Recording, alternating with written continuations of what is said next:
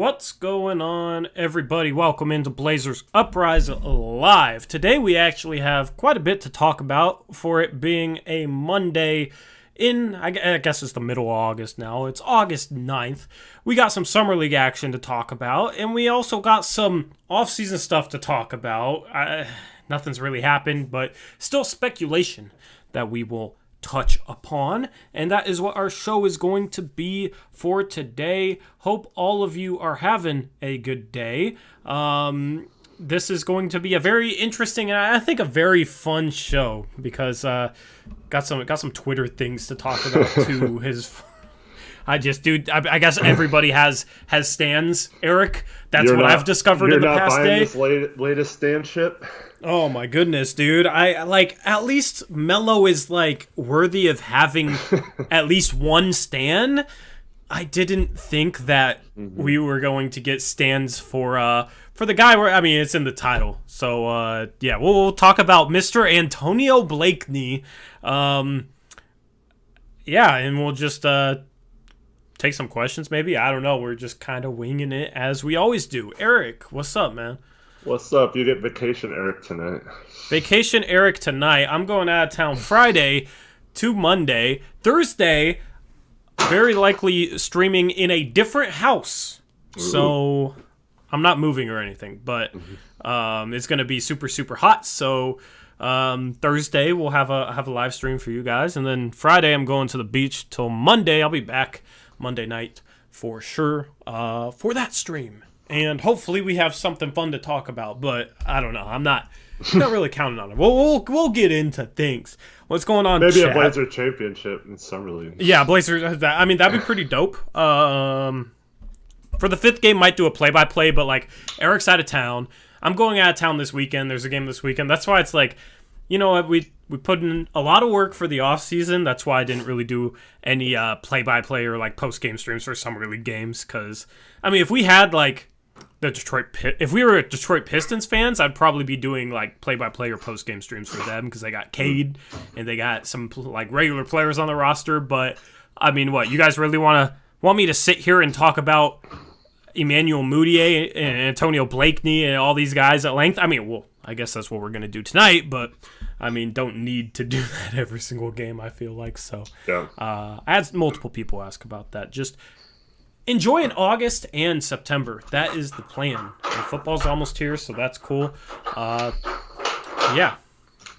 You playing with a chair? No. My oldest daughter decided now would be a good time to get ice from the thing and put it in her metal water bottle as it, rattles around. She couldn't do it 5 minutes ago? Exactly. I don't know. I'm sorry. Can you hurry up, please? She would be the type to wait I until know, you go like, live because you're on purpose. Yeah. Yeah, because you're in the kitchen. Yeah. So yeah. Anyway, it's all good. It's funny. I mean, it's August. Honestly, the quality of these streams, guys, no offense to the 76 people, 77 people watching this, the quality of our August and September streams, I'm not really going to try super hard to make it super, like, professional, you know what I mean? Like, the August quality and is September. in our minds and our... Exactly. You know, just having some fun. Like, August and September are the 2 months where we can kind of relax. October, it's preseason. Going up through June is like the NBA Finals. July is the off season. Like, August and September are the only 2 months of the year where we can stream and just chill with you guys. So that's kind of the feeling. I'm starting to get that feeling, that true off-season feeling. That after all the moves and trades and signings and all that, I'm starting to get that. It's almost like a vacation mode, which you're already in. Yeah, I'm definitely on vacation mode. I'm living the life right now. Or as Andrew Bohm puts it in a different way, we're pulling an Olshay. Yeah, I mean, sure, we're pulling an Olshay. Yeah, I mean, I've been relaxing, and then all of a sudden I have people comparing Antonio Blakeney to Allen Iverson on Twitter, and I just can't. What do you want to talk about first? We could talk about Summer League, sure. Okay, so Blazers played yesterday, won. Okay. I mean, I don't even know where to start. I assume we're just going to talk player by player. Sure. Chat, who should we talk about first? Well, we got to talk about Blakeney, right? Do you want to start with Blakeney? Okay. Sure. I saw this guy play in person when I went to Summer League back in 2017. That was the first Summer League for Zach Collins. Rest in peace to his Blazers career. And Caleb Swanigan. Also, rest in peace to his NBA career. But I saw Antonio Blakeney in person 4 years ago. This dude was making everything. This dude is a certified Summer League Hall of Famer, Eric. He is not a good NBA player. Some guys, like, there's always score first guards in Summer League that can score the ball and literally can't do anything else, like, even decently. And Blakeney's one of those guys. And those guys in Summer League always look impressive because they just dominate the ball and they get a bunch of shots up and they'll go on streaks where they make a bunch of shots. In the NBA, normally it turns out they're not efficient enough to justify it, and they become very inefficient chuckers who do nothing else well, so they don't stick in the NBA. And that's exactly what Antonio... Shelby. Yeah, Josh Selby is one of those guys. Right. Yeah, shot Chiefin knows. Good pull there, Chiefin. Like, there's always these guys that look impressive, and then like, how is he not in the league? Blakeney has already played 2 years of NBA basketball for a bad Chicago Bulls team, and was horrible. He was horrible. He like Alonzo Trier is a guy who is he playing in Summer League? Alonzo Trier fits that mold. Yeah. I don't know what Alonzo Trier's doing, but like there's always these guys that just they'll look really good as a scorer in Summer League, and when it comes to the NBA, they're super inefficient. Antonio Blakeney, like his second year was when he played the most. He played 57 games. 77% of his shots were twos. He was only shooting like 42% from two. He was a solid three-point shooter, but only about 23% of his shots were threes. In the season where he played 57 games, his most recent season, the first season, he only played like 16. And he wasn't that great of a free throw shooter, only 65%. His true shooting percentage was 48%, okay? And this dude is a guy who doesn't pass. Like, he makes CJ McCollum look like John Stockton. He doesn't play defense. He makes CJ McCollum look like Kawhi Leonard. He literally does, like every other area of the game, he's bad at other than being able to score, but at the NBA level, he's inefficient. So he's not an NBA player. He's a good G League player, good Summer League player, not an NBA player. But after one good game in Summer League, which I've seen him do before, I saw him do it in person 4 years ago. I think he dropped like 37 4 years ago in a game that I saw in person, right? Like, just because he pops off in the second half yesterday, I was having arguments with people on Twitter who wanted us to trade CJ and replace him with Antonio Blakeney. Eric, I found an Antonio Blakeney stan who started comparing Antonio Blakeney to Allen Iverson, Jamal Crawford. Who is the other name? I'm blanking on the third name. Did you see that? Yeah, it was... Oh, man, who was it? I'm blanking. Chat. Yeah, somebody in chat remind me. Somebody in chat remind me who the third player he was being compared to. But this is a guy who goes to LSU is comparing him to AI and Jamal Crawford, and I'm blanking on the third guy. And he was dead serious. So I found the first Antonio Blakeney. Lou Williams, I think. There you go, David Yu. Shout out to you. Yeah. So I found the first ever Antonio Blakeney stan. I was enjoying my offseason. I've been enjoying my offseason because I'm looking forward to next year. Like, we got Chauncey, and we don't have Melo stands, which is just those two things are just phenomenal in my opinion. And then I start having to deal with Antonio Blakeney's stand. This isn't a guy I want on the roster. He's not a good NBA player. He's just like, he could drop 50 next game, and I wouldn't be all that shocked because that's who he is. Still wouldn't want him on the roster. Don't want to even go there. Yeah, I agree. I mean, the only thing I'll say to that is, obviously he's probably been either, I don't know, was he in the G League the last 2 years, or was he playing international? Sometimes players grow up a little bit and become better. So it's certainly possible. It wouldn't be the first player who was out of the NBA for a few years and improved his game and came back. But his shot is too funky, I think, to really be relied on. It's going to be super streaky a lot, I think, and it's it's not something you can rely on him to get that hot too often.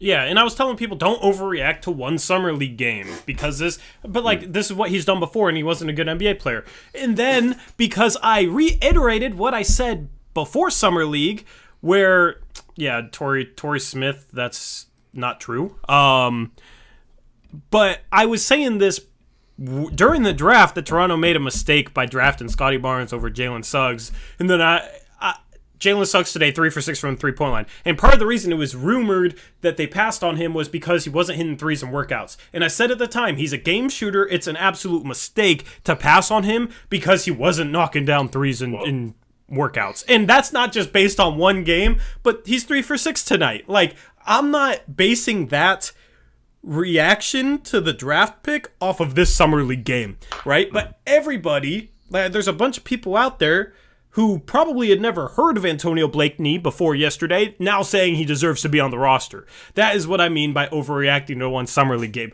Not taking my stance, which was my stance before summer league, which isn't dependent on summer league, in terms of the Raptors messed up by not taking Suggs. Like, that's completely different. I mean, he did shoot 33% in college, though, Suggs.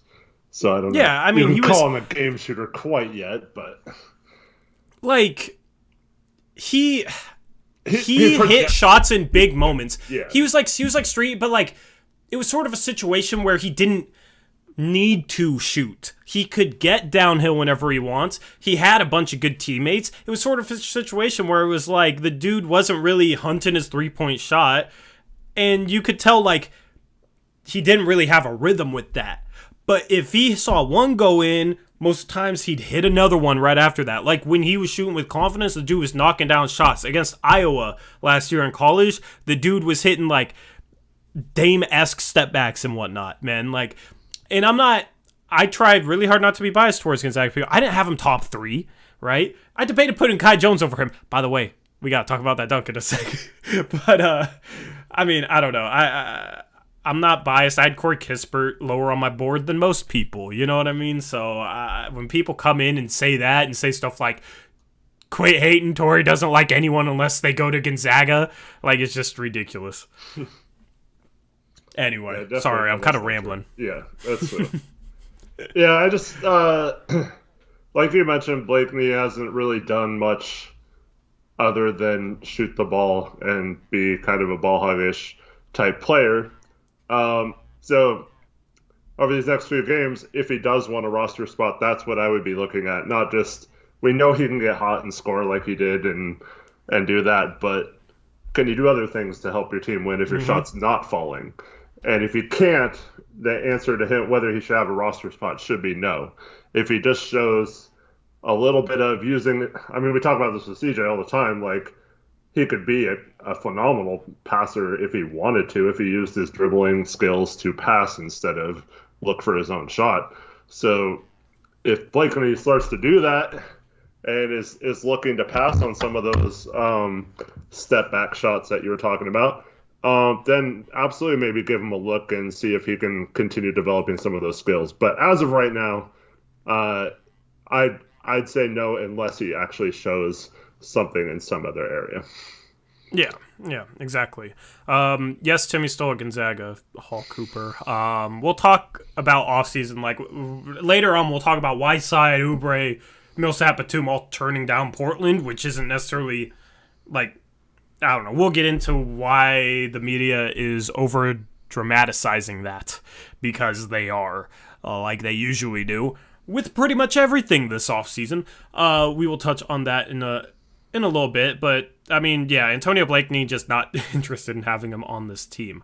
Do you want to just go down the list of Blazers, because there is a couple Charlotte Hornets that I want to talk about from that game? Yeah, let's do Blazers first. Blazers first. All right. I didn't see a lot of it other than highlights and stuff. Other than Blakeney, I didn't really get to see a lot of stuff.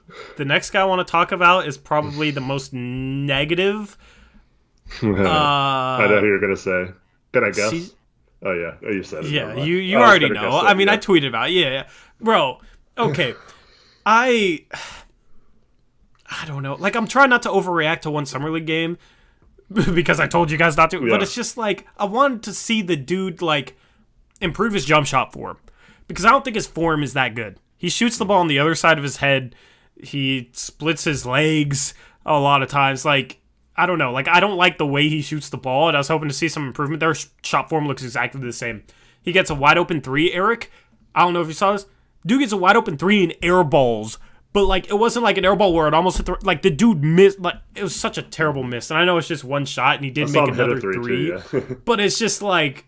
It's almost like every time he shoots, it's just, like, you're blindfolded throwing darts at a dartboard. And you might get lucky, and you might get a bullseye, but, like... I don't know, man. He has to become a shooter, and I still think his form is bad, and it doesn't look any different. And then just... He misses that three that badly. I just... dude. It made me cringe. But it's not just that. He had a couple decisions, like a couple of things he did with the ball where it was like Blevins-esque. I don't even know, man. And I'm trying not to overreact to, like, plays, but it's just like, the dude just doesn't look like an NBA player. Like, the dude looked like he was the 6th, 7th best player on our summer league team. And it's just one game, so hopefully he's able to play better. Roy Rogers said that he wanted to play Elleby through some fatigue and let him make mistakes. Like, that's cool and all that, man. I don't know. I watched him and I'm like, this dude is just not an NBA player to me because he can't shoot, and it's not like he's going to be able to get downhill into the paint. Defensively, he's solid, but offensively, like, what? I just don't see... I don't know, man. I don't really buy the upside there offensively, and I'm just kind of discouraged based off one game. Yeah, I mean, he doesn't project to play at all this year, but I don't know. Because I agree with everything you said, and I would have said the same things like in the little bit of garbage time we saw him early on in the season last year. But then, like, he gets in an NBA game and actually, like, plays like a guy who is useful and like a dog on defense, and was like super disruptive, and like, he didn't shoot well in the NBA games either last year, but like he did like show some things that were useful in an NBA game. But that was only one game, right? No, like, were we just talking about the Philly game, or were we games. talking about more than that? There was a couple games around there, but he didn't really get much of a chance after those two games, so it was hard to know. But also, I mean, we saw, there's two pretty good Blazer examples of Gary Trent looking really horrible in some summer leagues. And the main example is Nicholas Batum looked like he was like years away from playing in the NBA, and then we ended up signing him to the roster, and he ends up starting right away, pretty much. So but yeah, there is some things that, I don't know, summer league's weird for some players.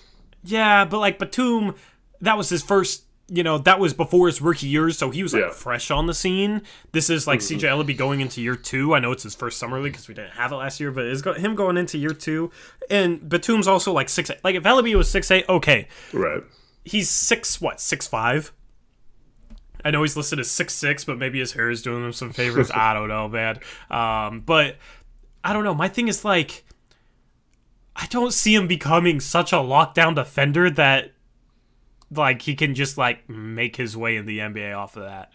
Like, he has to figure out how to shoot the ball so he can be a 3-and-D guy. Because, like, I just don't think he has the physical tools to be an elite defender in the NBA. So, I don't know. Like, this is kind of the feelings I had on him, but it was just, like, yesterday watching him, I was like, oh, no, man. I don't know. I think this is the first second-round draft pick as the GM of the Blazers that Olshey hasn't hit on, in my opinion. And it's still early, so he still has a chance to absolutely prove me wrong, and I hope he does. I just watch him, and I'm just like, the dude's a defender who won't be elite enough on the end to be able to excuse things, so he has to figure out his shot, and I don't know. He has to fix his form, in my opinion. That was just kind of my takeaways yesterday, and I wanted to see him make some better decisions and play make a little bit more, and not have a couple of silly turnovers, which he did. Yeah, maybe it's overreaction. Yeah, like you said, try not to overreact off of one game, right? But that's another guy I'll be looking forward to hopefully have a bounce back game next game, and they play tomorrow, right? Yeah.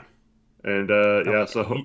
hopefully he shows something tomorrow, and we're forgetting about this conversation coming up. But at the end of the day, I mean, we do know that he was. I mean, we weren't super happy when he was selected either. So, I mean, he's kind of it's weird because he's not like super young or anything. I mean, he's not old either, but like he's still kind of a project though, even though he is kind of young. To just hope, like you said, he fixes his shot and develops some of those skills. But I don't know. I'm not too concerned about it because, like I said, he shouldn't even see the rotation this year or anything. Yep. The game tomorrow is at 8 p.m., by the way. Yeah. Which my rec league has started back up, so I don't. Nice. I ain't gonna have a play-by-play for that one. That's part of the reason why we didn't do play-by-plays. Just things are getting busier, and it's just summer league. But let's pivot to the. Well, Emmanuel Mudiay, Michael Beasley, and Kenneth Faried. None of them impressed me, especially Mudiay.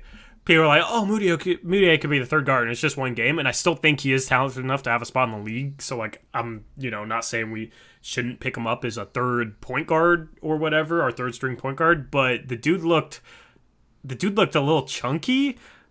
Didn't seem to have much burst. Yeah, he always was, but he looked a little bit chunkier than even like by his standards, and just didn't have much burst. The problem is he's never been a shooter, so he has to be a guy that can turn the corner and can get downhill to make things happen offensively, and dude just didn't seem to have enough burst. So he didn't impress me. Michael Beasley missed some shots, didn't really score the ball like I figured he would against Summer League competition.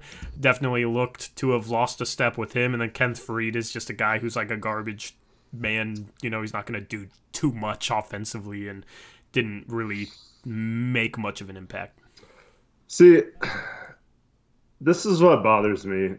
Moody, I guess I get, but like, is there anything Faried or Beasley can do that'll make you say, "Oh wow, this guy's definitely different than I thought," or he added this skill or whatever? Like, we know what we're gonna get with them. That's why I hate wasting roster spots on those guys. Because I think they might be able to help just in practices and help like in a mentorship role. And considering we didn't have like a ton of young guys that are playing, like it makes sense to maybe use some of those roster spots. I mean, like in the past, those roster spots have gone to like Pierre Jackson. You know what I mean? Like I would rather have a Faried or a Beasley or a Emmanuel Mudiay there as guys that have like actually been in the league and done something in the league to maybe mentor, the few young guys we do have. But what I'm saying is, like, I mean, you're very high on working around the fringes and finding those guys, like bring in an international guy or bring in someone on a tryout or some like that you don't know, and just see if just have more of those guys. So like, if we end up just like signing one of those three to the roster or something, I don't know. I mean, I guess I kind of get it. It's just like, what do you really get out of it? You know what they're going to bring, right? I don't know. But how likely are you going to be to like hit on a guy in Summer League that just shows out in a way where they're able to make a roster? You know what I mean? Like, or make a two-way. Yeah. And also you can sign somebody else's Summer League guy that shows out. It doesn't mean that they're under contract. Sure, that team probably has the edge for giving them the chance, but you could poach somebody off somebody else's Summer League team. Right, that's true. But it's a lot harder once you do it. I mean, we see Scal playing in Summer League. I'd rather have Scal. Trying to think who else. We saw like he probably wouldn't have played for any team other than the Heat, but Omer, Yurt7 had some really good games. Yeah. But like, the thing was like Beasley. I mean, I get your whole like, have an NBA player, but like, is Beasley like the best guy you can get for that kind of role? The dude knows how to play. Yeah. You know what I mean? Yeah, like that's the thing. Is like, he's just a scorer, but like the dude knows I know. knows It's just things. kind of a weird like mentor or whatever, or like Yeah. person to show the ropes around. But I'm not saying. I almost anything felt like bad. part of it was like he's like a hype man and he's like a guy for like morale. I don't know. You know what I mean? But that's the thing. It's like, sure, you could put but like, what's the likelihood Scal makes the team? You know what I mean? What's the likelihood Olshey signs up? You're higher on Scal than like Olshey is, so obviously if you were Olshey, you would be trying to get Scal back. But it's like, what's the likelihood that whatever young guy we have in that role is going to make the team because of his play through Summer League? You know what I mean? That's just kind of where I end up on it. So it's like not enough. It doesn't matter enough for me to care. It is kind of like I'm cool with having some vet mentors like a Fareed, like a Moutier, especially a guy with Moutier who like might be able to make the team as a third guard. I don't know. I'm not tripping about that. They just didn't really impress me out there on the court yesterday. Yeah. But you know who did? Go ahead. Well, real quick, I just hope, like, the people we're about to talk about, I just don't want to take minutes from them. I would just rather them play like 30 minutes, you know?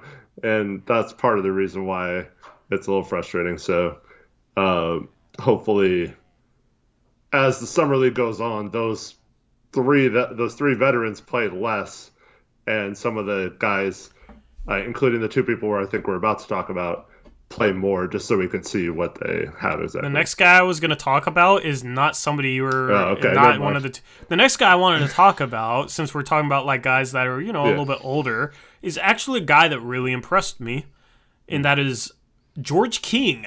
Yeah. Who, I don't know, like he was just kind of like an afterthought on the roster, but he is a guy who got drafted late in the second round by the Phoenix Suns. If the Valley Pod is still in here, hopefully I impressed them with my knowledge there. But the Phoenix Suns drafted him in like 2016, 2017, 2018, one of those years with the 2018, with the 56th pick. He's already 27 59. years old. 59? Close, 56, 59? Yeah, I'm close. But was a guy that like I hadn't even heard of before that draft, so he was kind of a surprise there. But he hits 5 threes. I think he hit his, first 5 threes, and then his 6th one got blocked. And also looked solid on defense. I wish he was a little bit taller. He's 6'6". I don't know what his wingspan is.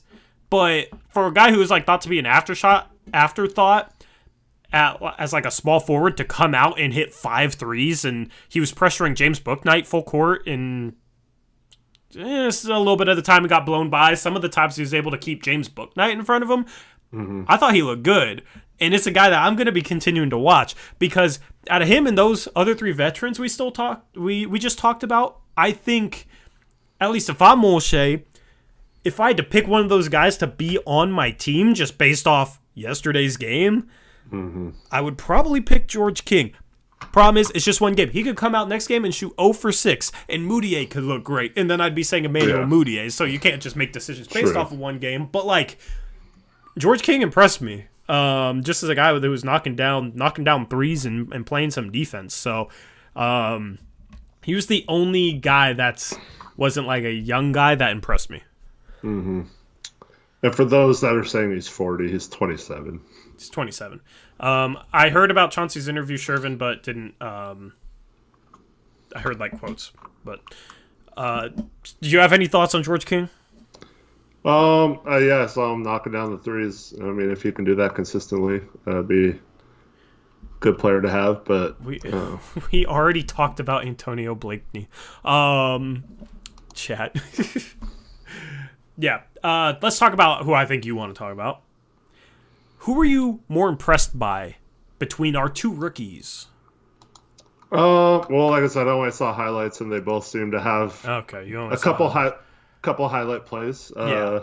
Super athletic looking plays with the ball, which you like to see. I think that's a very good sign when you see a forward type get the ball in the backcourt, dribble up, and create a shot for himself or someone else. I like to see those skills in Summer League for like power forward types. Yeah, I'll answer my own question then. Wait, chat, you guys answer me. I'll create a poll and then I'll answer it. Okay. Let me create this poll. I'm not going to give you my answer until I see your guys' answer, because I think it was pretty close. Greg Brown, Trendon Watford. There's the poll. We now have polls. In case you were not in that stream where we discovered polls, I think that was the free agency stream. I discovered that you can put polls in, so that's going to be nice for picks against the spread. There's the poll. 37 votes. 86% have said Greg Brown. Mm-hmm. What were you going to say? Real quick, unlike Blevins, George King had a season in the G League where he shot 43% from 3 off 6.2 attempts. Mm-hmm. Or no, 5.1 attempts. So yeah. Here's my issue with him. With him being 27, I don't think I'd want to use a two-way on him. Mm-hmm. A two-way contract. Like, I'd rather go for a guy with like long-term upside. And he's not, I don't know, I probably wouldn't sign him to a normal contract, so it's kind of just like, if he was 20, definitely get him on that second two-way. If he was 23, definitely get him on that second two-way. At 27, I'm just kind of like, if every game he plays like he did last game, okay, then we could have a different conversation, but he definitely played well by his standards last game, so it's sort of a situation where I'm not expecting him to be with us past Summer League, but I don't know. I mean, he has an opportunity. That's what Summer League's for. 84% of people said they were more impressed by Greg Brown. 16% said they were more impressed by Trendon Watford. I was actually more impressed by Trendon Watford. Not a knock on Greg Brown. It was close. But Trendon Watford quietly impressed me. He looked better defensively than I thought he'd look. He also just looked so comfortable with the ball for being and I know it's Summer League and whatnot, but the decisions he made, just how he played, he just looked so under control, moving at his own pace, but still effective. Mm-hmm. You know what I mean? So I was impressed by Watford. He didn't do much, but just the way he operated out on the court yesterday, I don't know, it just looked good. And the thing is, if he can shoot threes and he can play decent defense, he'll be an NBA role player. Mm-hmm. As a guy that can pass and be a 3-and-D guy and a guy that can tech the rim. He had a really nice, did you see his really nice, he drove left or I think he drove right, pump fake 2 guys, and then spun back to the middle and hit a little 5-foot floater. Yeah, that's the play I was talking about. Yep. Yeah, that's impressive. You know what I mean? Just moving at his own pace, and maybe that move doesn't work in the NBA, but he's completely under control and getting to the bucket. You know what I mean? And being crafty, being creative.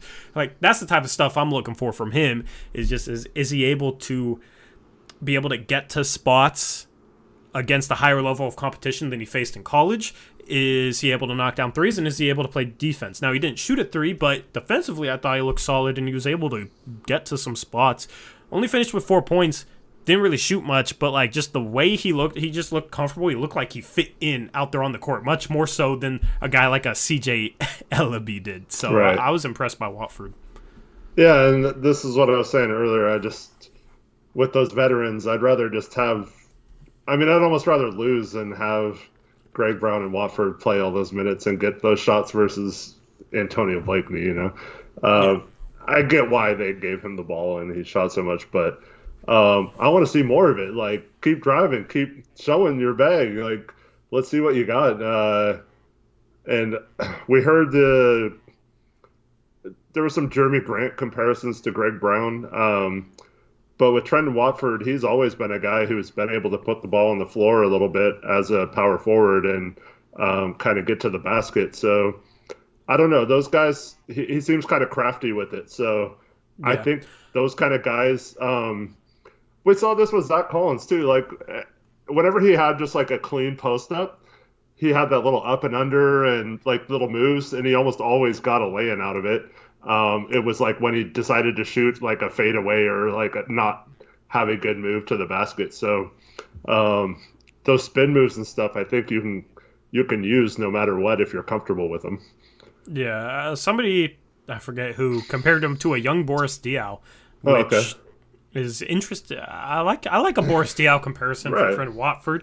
The only thing I'll say about that is Diaw was a little better all around probably than Yeah. Watford will ever be. Well, But I mean, offensively, like with the spin moves, yeah, I see that a little bit. yeah, it's not a direct comparison, Right, but, exactly. like Greg Brown looked exactly as advertised.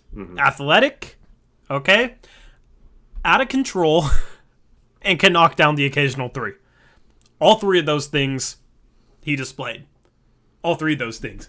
And so, like, 84% of people were more impressed by Greg Brown, but it was almost like Greg Brown had the better game, probably, and, like, looks more athletic, so maybe they're basing their, them being impressed off of that. But, like, given what I was expecting out of these guys going into Summer League, I was more pleasantly surprised by Trent Watford than Greg Brown, because Greg Brown can hit a three. He shot 33% last year at Texas. He can knock down the occasional three. I think he was 1 for 2. He's athletic. He got out in a passing lane, got a steal, got a dunk the other way. He also plays a bit out of control, and we saw that. We saw that, unfortunately, yesterday. There was nothing that Greg Brown did, good or bad, that surprised me. You know what I mean? It's just like, okay, This is exactly what Greg Brown is, and it played out like that. So I wasn't impressed, but it wasn't like a negative thing. It was just like, okay, this is what I expected. Yeah, and I don't know if you caught the Blazers posted a video of Billups like coaching in a practice and some different clips of that. I don't know if you caught that video that was going around Twitter. Yeah. But this is what I love about Billups. Like, he seemed like he was like had the perfect temperament to like work through those things with him. He was saying, like, it's okay, like, you don't know these things yet, but this is why I'm teaching you, and this is why you should do this, and this is where you need to be, and I feel like that's going to be such a good connection when Billups decides to take you under his wing. I feel like he can hone, like, everything that's wrong with Brown or why he won't succeed. I feel like those are going to be lessened with a good coach like Billups guiding him that way. And so I'm really excited after seeing those clips and then just seeing the athleticism, if he ever does figure it out. That could be a steal of a pick in the second round. So unlike what we were talking about with Elleby, like you said, there is a huge upside with Greg Brown, and there is a definite, like, you could definitely see him turning into a star if he ever figured out some of the mental things and some of the his shot's not great looking and stuff like that. So if he ever cleans that up a bit, but yeah, so I understand why they took him, but yeah, hopefully those other things get honed in. But that's why I just want to see him get minutes and learn on the floor, and have films where that they can break that down in practice and stuff. Well, here's the two things. His potential lies in two different areas. One is his 3-and-D ability. If he's able to knock down threes, able to play defense, he has ability as a role player, just as a 3-and-D guy. But the second factor as to whether or not he will unlock his upside is if he can learn how to attack the basket effectively while under control and make the right decisions when doing so. Because he's super athletic, you know what I mean? Like, if he's able to attack under control so that he can Euro step middle, like, he already has decent touch on a three. Like, I feel like he'll be able to maybe...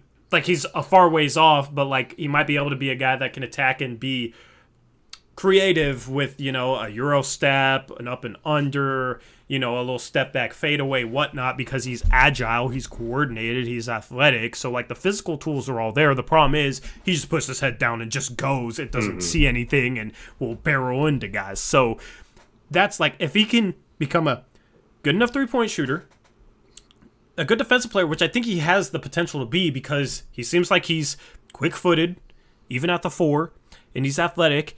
And, I mean, strength-wise for a rookie, he's pretty strong. Like, it seems like he's pretty well built. So he has the potential, in my opinion, to definitely be a 3-and-D guy. I just think his upside lies in whether or not he's able to effectively attack the basket consistently. So... I'm not expecting him to do that right now. He was definitely out of control. That's something he has to learn. And he might not learn it until year 3 or year 4. But that's why, he's a 19-year-old. You know what I mean? Year 3, he'll be 22. Year 4, he'll be 23. He'll still be young. You know what I mean? So that's the thing. He has time to figure it out. And that's why like looking back, I like the pick just because it's a high upside guy. You're bringing in a high upside guy who has things that he needs to figure out, but I feel like Chauncey especially will be able to help him figure these things out.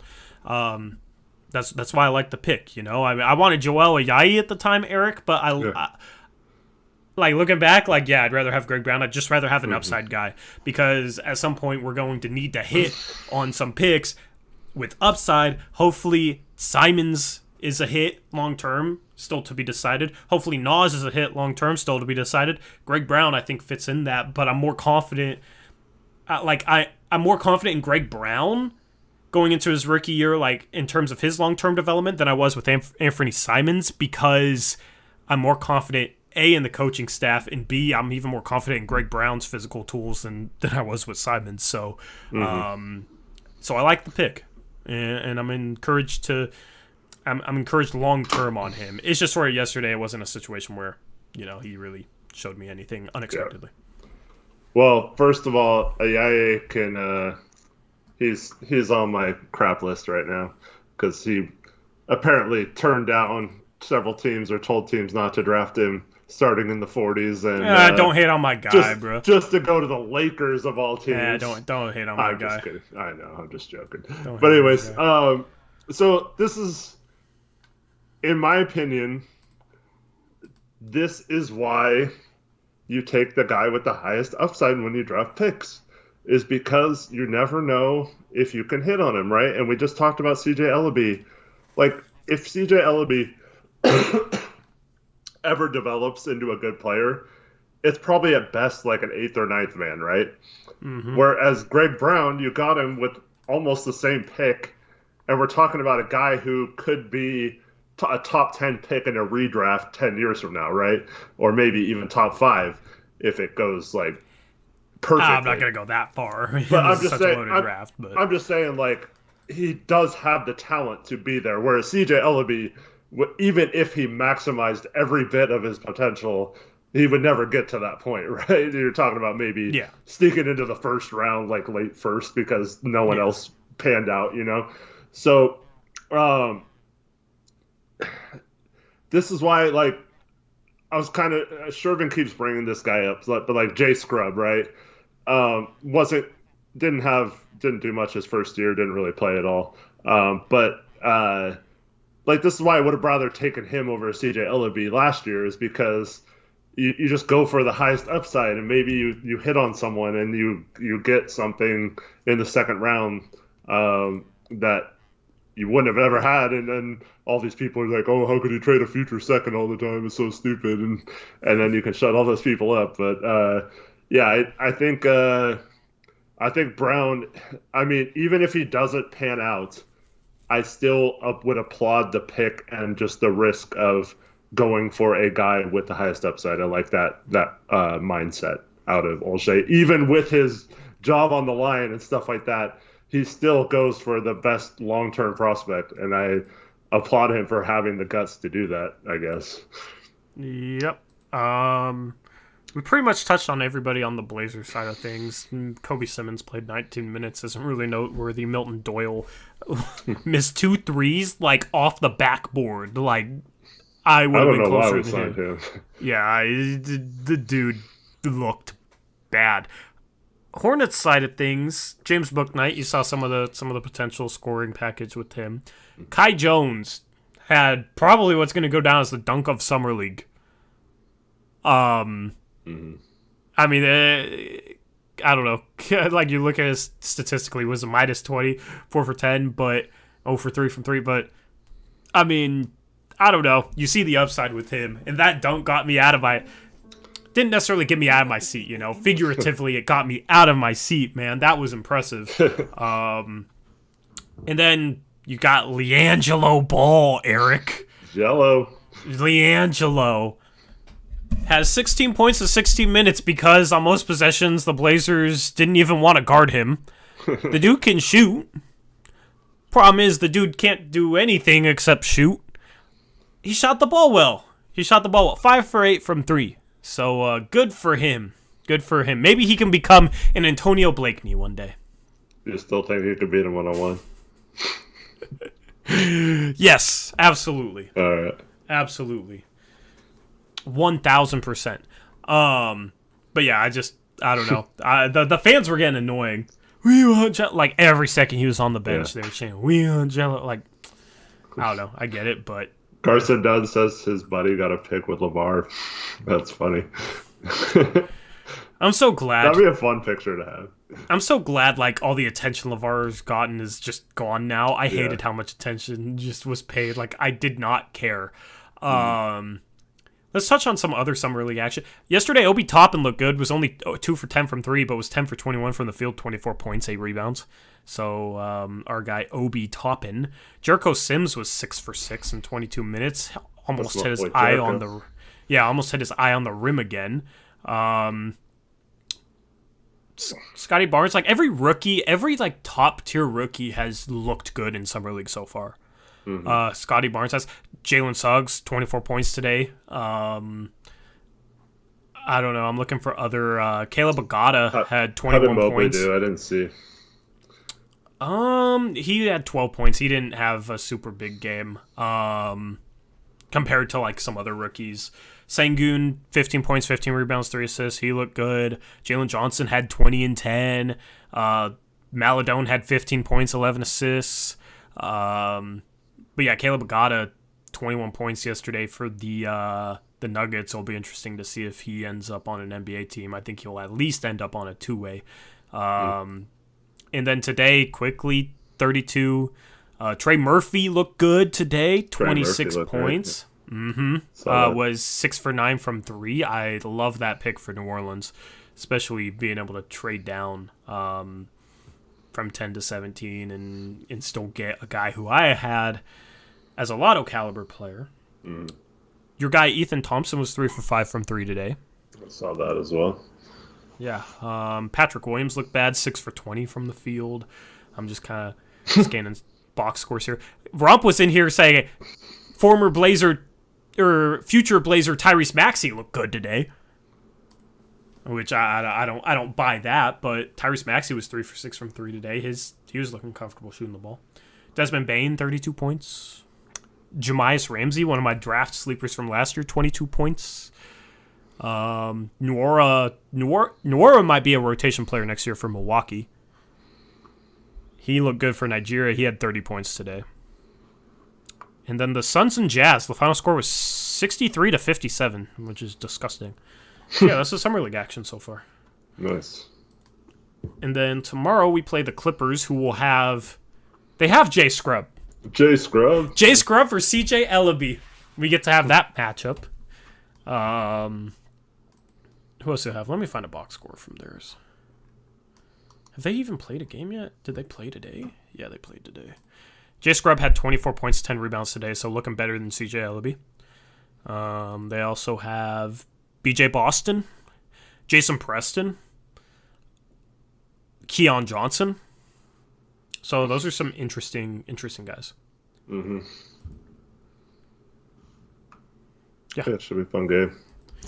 I might not be able to see it till I get home, but have it recorded. Yeah, so we will break that down Thursday, I guess, is the plan for that. Anyway, enough Summer League talk. What I'll let you lead this part of it, Eric, since you tossed it into All right. the tweet. Let's talk about Joel Embiid.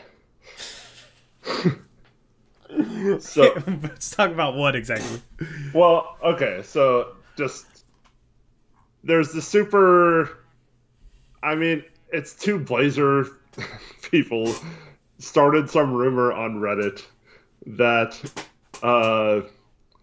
the Blazers are in play for Joel Embiid, right? And that to add him to Dame and CJ. Yeah, without CJ, which is funny too. So that's how you know it's fake. But so we're gonna have some fun, and because people do this with Dame, there is actually I saw some betting odds on this is like a legit site that had betting odds on Joel Embiid's next team. And do you know who the number one Yeah, we were bet number was? one. We were number one somehow. We were the number one bet. We have the best odds of landing Joel Embiid if he was to be traded. Do you want my thoughts? Yeah, sure. Daryl Morey wants Dame plus picks probably for Ben Simmons. Bro.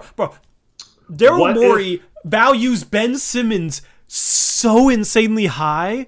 What do you think he'll want for Joel Embiid? Well, here's the deal. I mean, you can't trade much more than like 2 All-Stars and 4 picks and 3 pick swaps, right? That's pretty much the most you could trade, right?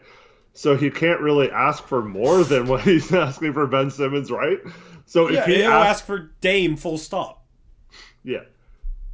Like, it's Dame no matter what. Like, he ain't trading. We ain't getting Joel for anything less than Dame. You and I both know that Morey is super overrated, but even those who like him will admit that he is a massive risk taker, right? Whether it's good or bad. So what if that guy actually values or thinks that Joel Embiid is more of a problem than the rest of his roster? Well, here's my question. When has Daryl Morey ever traded a star for a lesser star or a lesser player? It hasn't really happened. Well, I mean, he's traded players, I guess, but yeah. I mean, he's never traded a star for a lesser star. Westbrook. Yeah, but he thought Westbrook was a better star. You know, that was just him being moronic. But in his mind, he was like, "This is an upgrade." So he just chases star caliber players and only wants upgrades. That's the reason Ben Simmons hasn't been traded, because he only wants Damian Lillard for Ben Simmons, even though CJ McCollum makes a ton of sense. So I saw this come out today and I'm just like, oh no, we're doing what other teams do with Dame and now it's us with Embiid. Like, you ain't getting Embiid unless you're trading Dame, and even then he would probably ask for like 3 picks on top of it. Sorry to be a buzzkill, but I mean, all right. I don't know how we'd add Embiid to Dame and CJ. See, I don't get that, because even from their point of view, like, what are they going to do with the hit? I mean, if you're trading Embiid for Dame, does that really help them that much? It doesn't, exactly. There's literally no way where them trading Embiid makes sense. Yeah. Like, it's just not... Well, okay, so what if Embiid asks out, though? Because that was what started the rumor, is that he's growing frustrated with the situation. He's frustrated that he's been trying to communicate with Ben Simmons, and he's frustrated that, you know, he now has to play with someone he hates in Andre Drummond. I don't know. Hasn't Ben Simmons effectively asked out with his behavior? Pretty much, but maybe Embiid also asked out. I mean, it's possible they both ask out. I mean, with how well, or is good with how bad the Ben Simmons situation is, like the Ben Simmons situation is really, really bad, and Morey still wants literally like 1 million first-round picks, or he's keeping him. So even if Embiid like said straight up, like, I'm not reporting to training camp, I demand out, Morey is the type to still be like, okay, well, he said he's not going to ever play a game in our uniform again. You guys better offer us at least a second-team All-NBA guy and at least 5 first-round picks. Like, that's how Morey will operate. You know what I mean? It's just not... I don't know. Like, even if Embiid asks out, I don't even expect him to get traded, because Morey, like, just basing it off of what Morey wants for Ben Simmons, he's going to want more than any team could realistically offer for Embiid. What if, like Zach brings up a good point, what if his medical condition is to the point where they're concerned about having him long term? Morey won't release that and will act like he's perfectly fine and ask for literally 50% ownership in whichever franchise he's trading for. Question for you then. Okay. You talk to the 76ers, and we're just having some fun here for everyone who's saying, like, oh, this is unrealistic or whatever. Like, this is not like super serious. This is kind of like the Kawhi Leonard stuff. Well, R.I.P. our dreams of Kawhi, by the way. But anyways, okay, let's just say, hypothetical, right? We have a trade on the table. It's CJ, 4 first, and 3 pick swaps, right? Or something like that, you know? Yeah. So basically the Harden package, only it's like CJ instead of LeVert or whatever. So that's basically the most picks we can give up and, you know, a useful player, right? We get the medical things, and it's red flagged. He's going to have maybe possibly some issues there that you have to deal with. Do you still do it? Would you trade for Embiid knowing that there's some risk with his knee? Or would you decline having Embiid for that package? What in the world happens to Nurkic? I don't know. Well, this situation? He might be in that trade too. So yeah, Nurk, CJ, and 4 first or something. I mean, it depends on how bad the medicals are. Right, yeah. Like, if the dude if he's gonna, like, lose his leg in the next year because it's falling apart, obviously. Like, or you know like what I mean? If it's Brandon Roy or situation, like, where it's knee on bone or whatever. But, yeah, let's just say, like... If you can get 2 good years out of him, you do it. Yeah. But, like, Maury's first call, if that was the situation, would probably be to Dallas. Well, Luka just signed an extension. It would be to Golden State for Steph. Like, Maury is delusional. Yeah, I mean, like, you're not gonna be able to, bro. Like, I don't even know if CJ and 4 first would get Ben Simmons from Maury at this point. Well, I know, but let's just say, he's called, like, at this point in the offseason, he's already talked to every team, and, like, everyone else is like, nah, these medicals are kind of weak or whatever. The only way every team would say no because his medicals are bad, or is if, like, his leg's about to fall off. Okay, so I mean? Let's just say they called Golden State and they only wanted Steph Curry, and Golden State was always like, no. And yeah, every team they called was just like turned them down because they were asking for way too much. I mean, I don't really understand the full context of the question. This is the problem, though. Even if we did trade for Embiid, you'd have all those people like, "Oh, we trade for an injured center. Like, nice job, I'll say." You know, like. Well, luckily, you don't ever have to worry about that because that's not happening. Like, I don't like. He doesn't want to, Zach. The only reason we are listed as tops of the list for odds if Embiid gets traded is because the only even remotely possible way that Embiid gets traded is if they're trading him for Dame. That's why we are that betting website has us as the number 1 team to get Embiid if Embiid gets traded, is because of Dame. So, yeah, I mean... I don't know, because I saw something saying that, yeah, like, CJ wasn't involved, and it was like Nurk, Rocco, DJ, 4 first, and 3 pick swaps. Why in the world? Like, what? I don't know why they would, but I mean, that's like the packages we see for Dame. I know, it's the same thing, but that's why I'm having some fun, because, like, yeah, it's our turn to do it to another team. But no. I gotta stop you. I hate when other teams do it. Let's be better than Lakers fans. I don't know. But here's the deal. See the fun in it, but I don't want to be like that.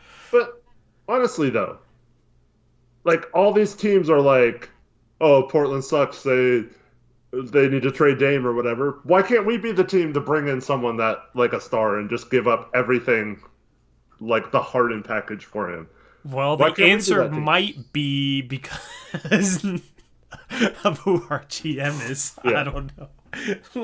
But I mean, like everyone's saying, well, Dame's going to go to Philly. Well, why can't we get Embiid? Like, what's the difference between Dame going to Philly and Embiid coming to Portland and us not having to give up Embiid when not giving up Embiid for CJ. Or, I don't know. It's just weird.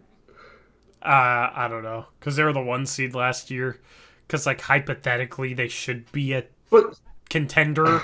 okay, but we all know something's wrong with that team, right? But I Like, mean, it's not relevant what we think. It's relevant what Morey thinks. That's true. And Morey's out here tweeting out pictures of like, oh look, our starting lineup last year was amazing in terms of plus minus. Exactly. Like, yeah. I mean, I don't even want to mess with Morey because Morey is like Jackson. Okay, where has Jackson been, by the way? Working a lot, I think. Yeah. Morey is like Jackson our mock offseason, where he's not going to make a trade unless he absolutely fleeces someone. It's like there's guys in the league where it seems like they're not going to make a trade unless they feel like they're fleecing you. And when Morey made the Chris Paul for Russell Westbrook trade, he felt like he was fleecing OKC. I guarantee that. The thing is, OKC, I mean, I wouldn't say they necessarily fleeced Houston, but they won the trade because it was just a mistaken judgment. I don't think you're going to be able to like get an Embiid trade off a mistake of judgment. And I don't think there's an Embiid trade where Morey ends up feeling like he fleeces you. Therefore, I don't think, like, even if Embiid wanted out, I don't think he gets traded. Like, I think Morey is stubborn, just like, too bad. You'll play next year. In the end, Embiid ends up begrudgingly suiting up and playing. You know what I mean? And then, I don't know. I mean, like, Embiid, if he wants out and doesn't get traded, he's very outspoken, so that would be some good entertainment. Right. You'd have him after games, like, complaining about Ben Simmons not being able to shoot. Like, he would be the type to do that, so I don't know. I don't like even talking about Philly, because Morey frustrates me. Yeah. Maybe that should have been the go-to trade this offseason. Yeah. Well, I'll just say if Olshey is able to pull off a big trade like that, I think a lot of people owe him an apology. But I mean, here's where I sit on the whole Olshey pulling off a trade thing. I would be shocked if he makes a trade this offseason at this point. Yeah. CJ's coming back. I don't think Derrick Jones Jr. is getting traded either. I think Derrick Jones Jr. is our backup power forward next year. We might not even use the MLE. I have a feeling like we're going to have a minimum signing and round out the roster. Would we be out of the tax in that situation, Eric? No, it's impossible for us to go into next offseason without a trade under the tax. Okay. Then if there is a trade, I feel like we're dumping Derrick Jones Jr.'s salary for something less. Mm-hmm. Because why wouldn't they use the MLE on a Paul Millsap? I mean, we've tried. I don't know. I mean, it's not like we haven't offered it to anyone. Who's offering Paul Millsap the taxpayer mid-level exception right now? I heard several teams were still, and he was still Atlanta already has 2 power forwards. I know Atlanta's been mentioned, but they already have John Collins and Gallinari. Like, I don't see much of a role there for him. Who are the other teams? I don't know the other teams. I saw a tweet about it listed like 6 teams that have offered him a contract, whether it be somewhere between the minimum and the tax mid-level. I forget. I think Dallas might have been one. But here's the report says that obviously. Yeah, but like Quick says, Olshey isn't even like looking to use it.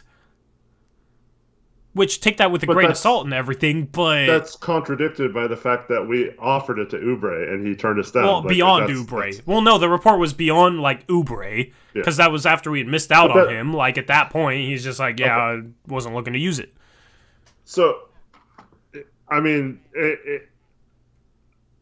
okay, you're looking at it from a factor they could just be cheap again, which is certainly a possibility. I'm not ruling that out. They could trade Derrick Jones for someone making like $5 or $6 million or whatever. They could do that any time during the season. Just trade to get under that few $1 million, because I think they would be about like $3 to $4 million over if they just cheaply signed like Greg Brown and then one other free agent at the minimum. But I don't know. Like, if they do go that route, I'll just say, like, we probably deserve to lose Dame. We probably deserve for him to go if they're just trying to get under the tax. But with everyone we've offered between like Oubre and all these other players that we like, I'm assuming there's been others too because they've made mention of it. Dame's mentioned that he talked to several free agents. This was the around the Oubre signing that he was disappointed that they chose less money elsewhere, which I assume means like an Otto Porter or something, or maybe someone that signed with the Lakers or whatever. But like, I just don't get why they would be being cheap if that wasn't the plan all along. Like, why would they only be cheap now? And the only thing that makes sense in my mind is not that they're being cheap, but because they struck out on all their targets that they wanted to use the MLE on, and now they're, I mean, you could say, yeah, well, there's Millsap still out there, but maybe they don't think Millsap is worth almost $6 million. That's the only thing I could think of. And then they're looking at it's $6 million. Here's the thing is like, you're going to lose that $6 million. So if it's not about like ownership saving money, then why not spend it? Even if he might not be worth it, because otherwise it's like you lose the MLE if you let it go to waste. Like, that's sort of the situation where I'm like, okay, like, it sounded like he wasn't even interested in Millsap just based on Quick's reporting, which might not be 100% true. I mean, Quick was saying we got a top 4 pick offered for CJ, and it was likely a top 4 protected pick. You know, so I don't know. Like, I mean, honestly, if Millsap, I mean, who knows? We could have an offer on the table because there was a report. I don't know if it was Quick or not, but we know for a fact we offered Millsap the MLE last year, the full MLE, right? Yeah, which like over $9 million. Yeah, and then we know for a fact that not for a fact, but there was a tweet. I forgot who had it, but someone said that we were one of the teams who were considering signing Millsap, or I forgot how it was worded or something. But we were one of the teams that at least contacted him or something this summer. So, I mean, I don't get, other than he hasn't signed yet, so maybe he's still deciding and he still could do that. But other than him, is there really another player out there? So, like, they probably had like 10 players they wanted for that, and 9 of them have signed, and Millsap might still sign or might still sign somewhere else. But Oubre, like Trevin mentioned, that's 100%. We offered him the most we could, and he chose. I mean, he got double what we could offer him, or over double, so I can't blame him for that necessarily. But I guess Dame talked to him and tried to recruit him. But like, I don't know anyone out there that I'd be okay giving $6 million to, other than just saying, oh, we have a nice trade piece later on in the season for that contract or whatever. But do you really want to sign someone for that money just to trade them later? I don't know. I want to sign Millsap for that money. Other than that, like, I don't know. Other than that, there's really not a lot of guys that make sense. But, I mean, I guess this is just my overarching thing. Like, I defend Olshey against all the, like, ridiculous stuff that gets levied against him, because I think a lot of people are, like, super ridiculous. It's like, people will be mad, and we can talk about this in a second. People will be mad that we supposedly went after Hassan Whiteside, and then they're also mad that we didn't get Hassan Whiteside at the same time, like, which is contradictory. You know what I mean? We're like, poverty, we get turned down by Whiteside. People are mad that, like, it was rumored that Olshey wants Kelly Oubre, and then Kelly Oubre signs for twice as much as we can offer with Charlotte. And then people are saying, oh, of course the Blazers aren't interested in him.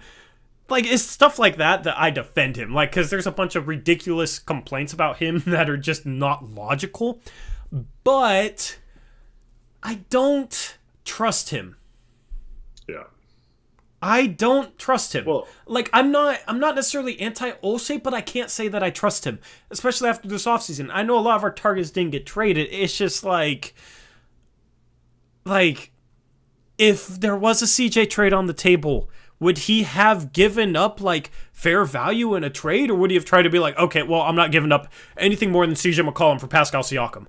Right. You know what I mean? I don't know. I just don't, like, it comes back to me, like, I'm not anti-Olshey, like, the anti-Olshey side of the Blazers fan base, and there's some people that watch our stuff that's anti-Olshey. Like, I'm not anti-Olshey where I'm just freaking out about every little thing he does and doesn't do. I don't trust him. Like, I would love to wake up tomorrow and it's like, oh, Neil Olshey turned Zach Collins signing with the Spurs into a sign and trade by giving up a future second to San Antonio, and then he sent Cleveland Derrick Jones Jr., and Zach Collins and Derrick Jones Jr.'s salary matches Larry Nance Jr. and Shetty Osman, and we gave up a first-round pick to Cleveland. You know, like a trade like that, where it was like Olshey was like, okay, he was able to negotiate with San Antonio and get them to hold off on making the Zach Collins signing official, and he incentivized them to do that with a second-round pick, and he did it so that he could use Zach Collins' salary outgoing in the trade to match something else, and then he pulled off a Derrick Jones Jr. trade with Zach Collins' salary thrown in order to match what was coming back. Like, I would love to wake up to something like that, but Eric, I don't trust him to be creative like that, because he never has been, and maybe he's never needed to be, but it's just like, at this point in the offseason, I would be shocked if we made a trade. I would be shocked. Like, that's crazy. The ton of pressure on Dame. Derrick Jones Jr. opts in. We're like, oh, he can be a trade piece. And now it's like August 9th, almost August 10th, and it's just like, I would be shocked if we made a trade. And I know there wasn't a lot of trades that went through. I don't trust him.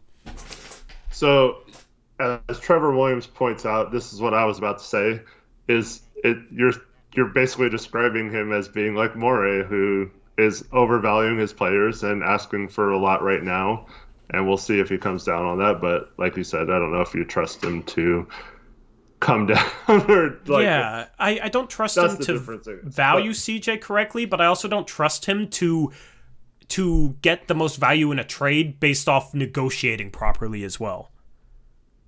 Here's the deal, though. If we're trying to avoid the tax, right? Let's say we're given the order to not be a tax team. Mm-hmm. Why resign Norm? Why not just let him walk? I mean, I don't think that's the order, because they avoided the repeater tax. I'm just like, I just wonder, like, oh, if it's true and we're not looking to sign Millsap, like, of course you try and go out and get Oubre, but it's almost like if you can sign Millsap for the $6 million, there's no reason not to, unless you're trying to maybe duck the tax or save money. Mm-hmm. Because it's $6 million that you otherwise couldn't spend. Like, if you don't think he's good enough to beat out Derrick Jones Jr., then you can still have him as a mentor. You can still have him as a trade chip at the deadline.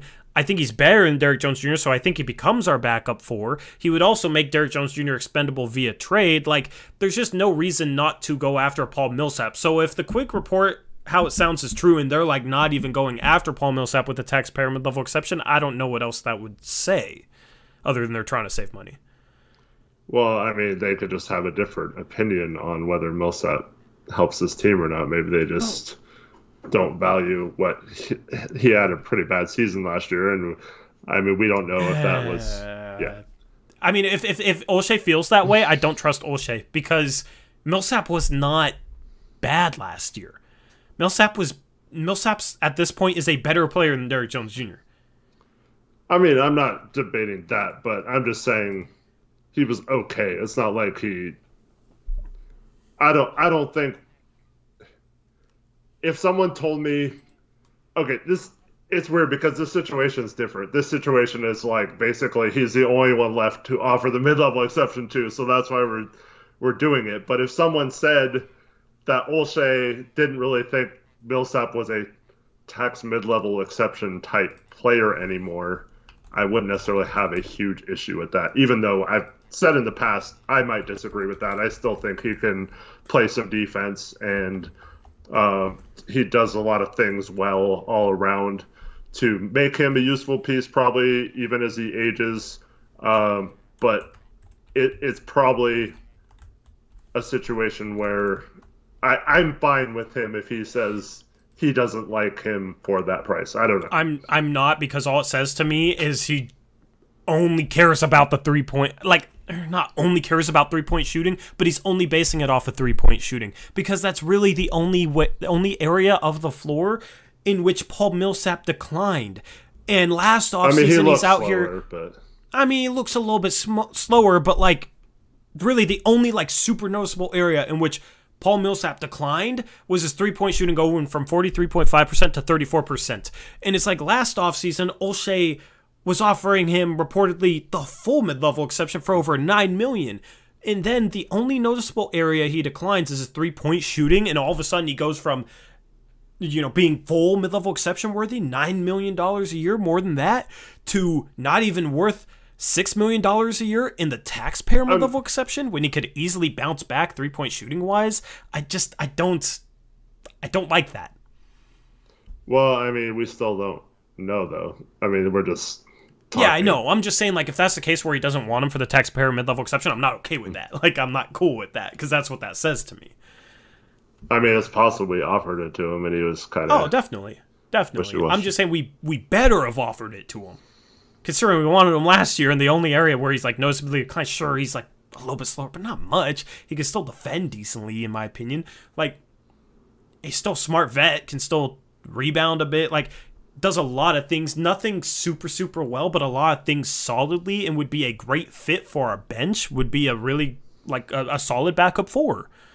I don't know. I don't like us offering him potentially the full mid-level exception last year, and then not even after offering him the taxpayer mid-level exception when we're not trying to save money this year, and the only area he's really declined, in my opinion, is his three-point shooting. That just, I don't know.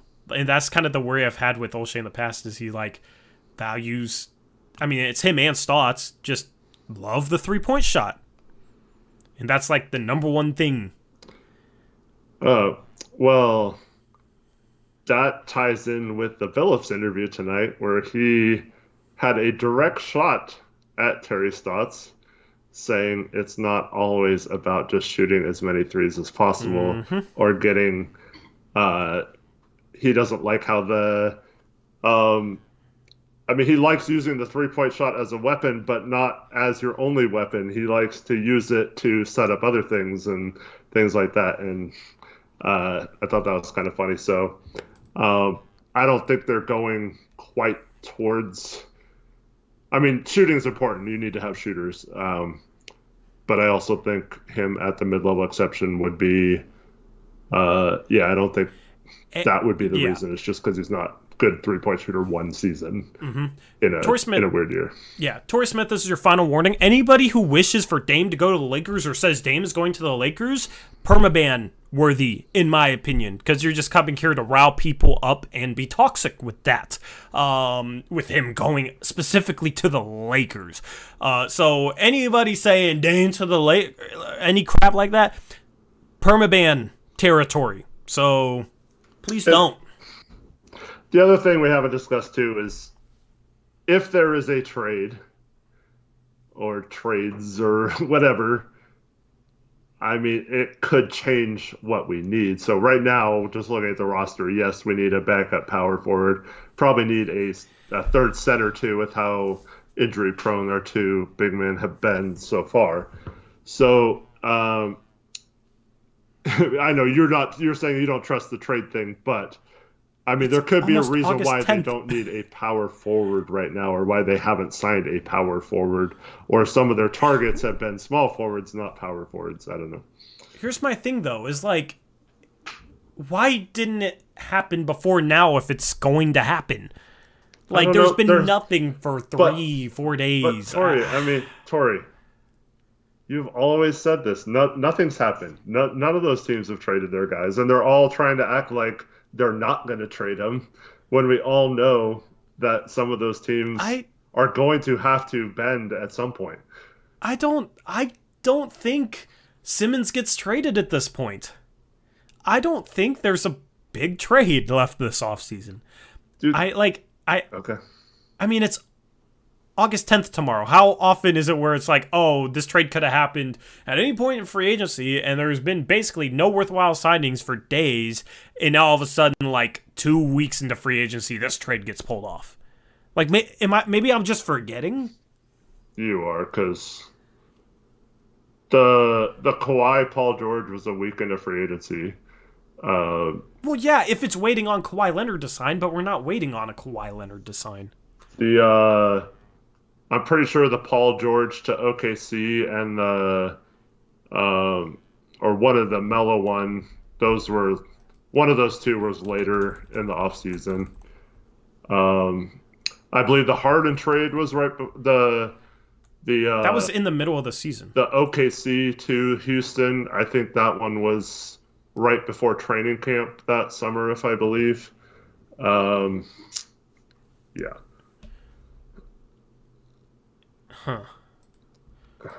I want to. I kind of want to fact check this now because I mean maybe you're right, maybe I'm just forgetting, but like As Alex Wolf mentions, the Kawhi to Toronto, I think, was later in the offseason after they told DeRozan he wasn't being traded. Yeah, I don't know, but like there's no situation like Kawhi's in the league. There's no situation like Kawhi's. So there's no situation like Carmelo. Like Trevin says, I think that Chris Paul for Westbrook was later. There's been plenty of trades that have been later on in the summer. I mean, I'll Google it. The Chris Paul Westbrook trade, I believe, was in August because there was a point in the season where that was the last trade, and it was like 4 months before that, and that was either late July or August. So what situation is similar to that? Like, what star do you see getting traded? Well, I don't know. It could be anyone. Simmons, I don't think can go back to Philly. I just don't think he can. Whether Morey says he can or not. And Bede's tried to call him all summer, and he's not even accepting calls, and he's not even talking to the team. So, I don't know. I mean, maybe we trade for Ben Simmons, and then I throw up. There's also a rumor that they were trying to dump Tobias Harris at the draft too, to several teams, not to us, but. I mean, but like if we're gonna trade CJ for Tobias, why haven't we done it already? Because this is, I don't know. You've completely changed your whole mindset. I don't understand. I know you're worried about them running it back, but. I mean, I'm cool. Like they can run it back. We'll have Chauncey and whatnot. I'm not tripping on that. All these teams are playing hardball. Why would we not play hardball? Why would we just be like, oh, okay, Toronto says they're going to not trade anybody, so let's just not trade them and just settle for... I'm not saying we shouldn't play hardball. I just, like, the targets we were after, like, Paul George isn't getting traded now that Kawhi resigned. Like, Jaylen Brown isn't going to get traded for CJ. Like... Who else is there? There's Pascal Siakam, who their GM explicitly said, like, we're building around him, and all the talk is from other teams, which could be posturing. I'm just, like, I don't think it's even remotely likely that we make another trade. Like, I think it's more likely that we trade DJ than CJ. I think at this point, CJ's a Blazer next year. Okay. And it's just like, we've talked CJ possibilities in the past, and obviously this offseason is different. This kind of goes back to where I just don't trust Neil Olshey and that's fine to pull off a CJ trade. I just don't think I don't think Siakam gets traded. I think Ben Simmons is the only situation where I'm like, okay, yeah, I could see that trade coming later, but it would take Daryl Morey moving so far off his asking price that there's a long way to go in regards to Morey. But just a week ago, you were saying as long as none of those guys get traded, now you're saying the complete opposite. So I'm just kind of... Well, a week ago was the very start of free agency. This is now August 10th. I think you're panicking too early. I'm not panicking. But, okay, so this is why Olshey has to say they're running it back. He can't say they're trading anybody. And I'm not saying he should. Toronto has to say they're fine with Siakam. There's no problems there. All that stuff you were hearing about Siakam, that's not true. We're building around Siakam. He's their top player. Morey saying, Ben Simmons, he's going to be back unless we get this Harden type offer. We've heard nothing about Jeremy Grant, Harrison Barnes. Like there's still trade possibilities out there, and whether you like those players or not. There's still possibilities. I just every year there's been big trades in the NBA, And outside of the Westbrook trade, that's kind of weird if this is like the one summer where there's not. But like, uh, I just I'm not worried about it until it becomes too late because as of right now, I think they're saying everything they need to say. They can't come out and say that they're not running it back. The worry is, like you said, do you trust Neil to not run it back after that? Like, he could be saying that because he does want to run it back, which is totally possible. I'm not disagreeing with that. But I don't think anything's changed from a week ago other than every team has come out and said they're keeping their guys when I don't think that's 100% true for every single team and no one else is going to make another move. I'm not worried. It's at the point where it's like I'm resigned to CJ coming back. It's not like a worry or a panic thing. I'm just, at this point, I'm pretty much resigned to it. But also, it's like Toronto doesn't have to trade Siakam. Like, it's not like Woj or Shams has said that Siakam's available. I don't know. Like, I feel like Siakam's going to be back next year. I feel like the stuff with him not liking Nurse might be a little overblown. Just like a lot of the Dame stuff this offseason is overblown. Like, that's kind of where I sit on Siakam. As far as Simmons... But they're saying the same thing. Just to be clear, they have to say that as well. They can't come out and say, oh, Siakam is not our guy. Like, we definitely don't want him on the team. Absolutely. There's all kinds of problems with him and Nurse. So they're doing the same exact thing Olshey's doing. Just people are like, oh, yeah, they're so smart. Toronto's awesome. And everyone hates Olshey. So they're like, oh, that's stupid. You know? I'm in total agreement with you on, like, what teams should be saying no matter what. Mm-hmm. Right? Like, I 100% agree with all that. I just don't think it's remotely likely that, like, Siakam gets traded. Yeah. I think the only target left on the board that has a even remotely likely chance of getting traded is Ben Simmons, but it's at the point where it's like Morey has never traded a star for a lesser star, and he wants so much back that, like, I don't know how that situation ends. Because it's like, how do you go into next season with him on the roster? I don't know. But Morey is the type to delusionally value Ben Simmons. And by all accounts, he's delusionally valuing Ben Simmons. So, like, that's the one situation where, like, I have no idea. I have absolutely no idea with that situation. But, like, if Simmons is available, I feel like Olshey isn't going to give up.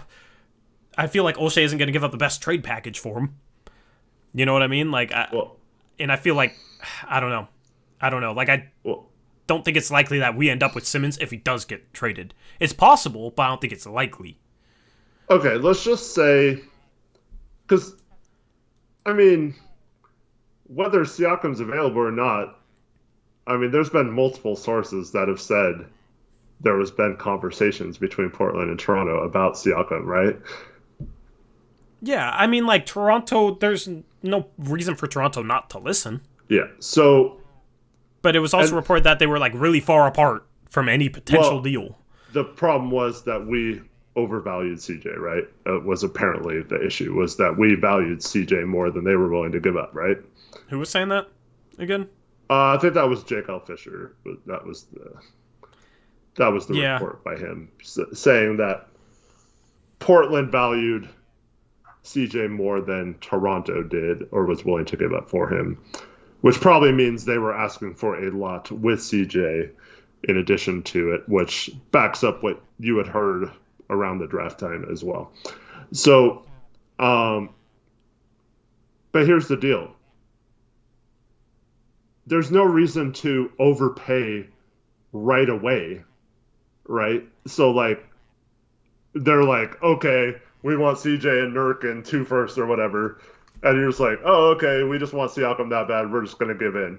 So, like, in my opinion, there could be a point where if Olshey really does want to trade CJ, it's going to come down to that. So, like, if he really does want to run it back, none of this matters, so you can just ignore everything I say.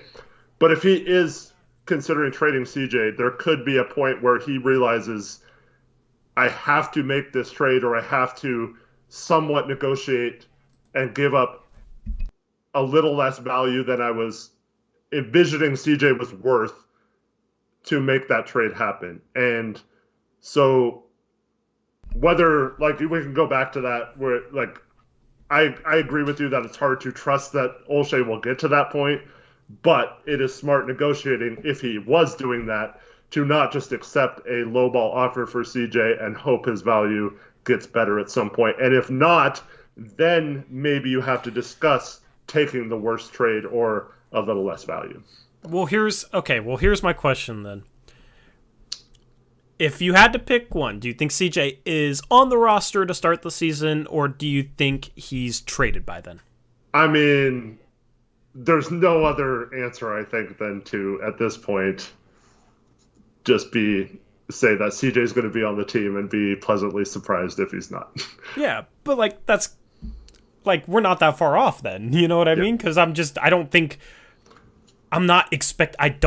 they're going to make a trade this offseason. Mm-hmm. Like, I'm not saying there's 0%. I don't think it's likely. I had more hope for a trade at the very start of free agency than I do now. Okay. So let me ask you a question then to follow up. Because we all knew we'd be surprised if CJ got traded, right? Or we would have had, like, one of the biggest celebrations ever if we got Siakam, right? So let's say there was a trade on the table for Siakam. Olshey was okay with it, went to Dame. Dame said, nah, I don't like that. Would you be okay with the fact that we have CJ on our team because Dame didn't want to make that trade? I don't know if that would ever come out or not. Or would you just not accept that because you don't want CJ on the team, even though our player who wants to leave possibly decided that was the case? Well, I don't know how, like, that just contradicts everything Dame's been saying to me. Like, he's been, well, it's not even necessarily what he's saying, but he's, like, obviously putting pressure on the front office to make a swing. And you get a guy like Siakam, well, it could like, be there's your swing. What does he expect otherwise? I think he like only wants, Ben like, Simmons? Draymond or Bam or someone like that. And obviously we probably called Golden State like 5 times and they were like, Well, it's just we're like, not trading Draymond. If he wants a Draymond, like, that's where you have to sit down if you're Olshey and be able to have a conversation. Like, okay, you want Draymond, obviously, like, personality-wise, like, leader, whatever, cool, right? But, like, skill-wise, a guy that can defend at a very high level at the 4 and guard multiple positions, a guy that can play make at the 4 and handle the ball, and you can play off of them. Like, Siakam has a lot of similarities for Draymond, so that's the problem where it's like, if that's actually the case, it's like, Dame, so you really want Draymond, but you get a guy who's a better, like, offensive player outside of playmaking than Draymond, a guy that can play off you better, can still playmake for you, and can still defend at a very high level, and is younger, like, and is gettable, and we can get him right now, and you're saying no.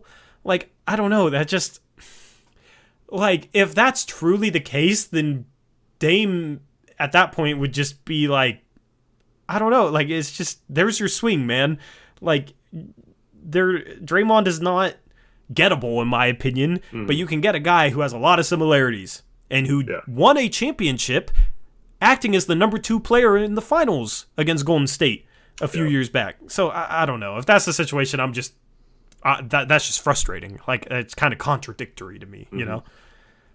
Well, I mean, it could be as simple as, well, I know that's never mind, because Dame has definitely said he wants to play with a Draymond or a Bam type. So, I mean, I find that hard to believe. I mean, maybe Dame at this point didn't want to waste part of the season with someone who was injured. That's the only thing I could think of is why he wouldn't be interested in Siakam. But it's like, Dame, like, last year, Stotts was coach.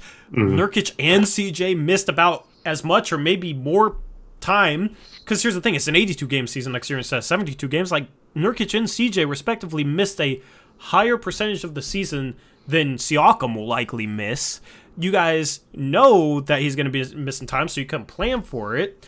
Like, Nas gets a chance. Like, I don't know. Like, I don't know. Like, the goal is to be the best possible team once playoffs roll around, so... Here's 2 great points by chat. One is Trevin. Last time he went to the dentist, he came out and there was a trade, and he is going to the dentist tomorrow, so there will be a trade tomorrow, I guess. Oh, my goodness. And the other one is... so...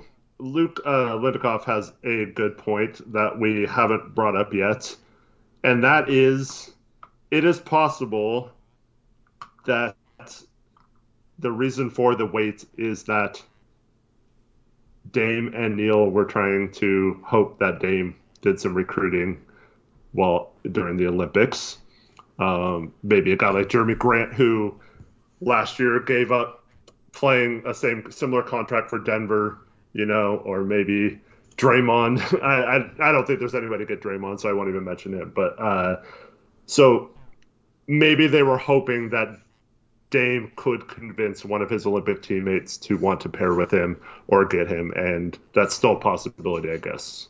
But why would the resolution to Dame trying to recruit be tied to when they come home? Like, well, Dame probably would have had an answer on that earlier, right?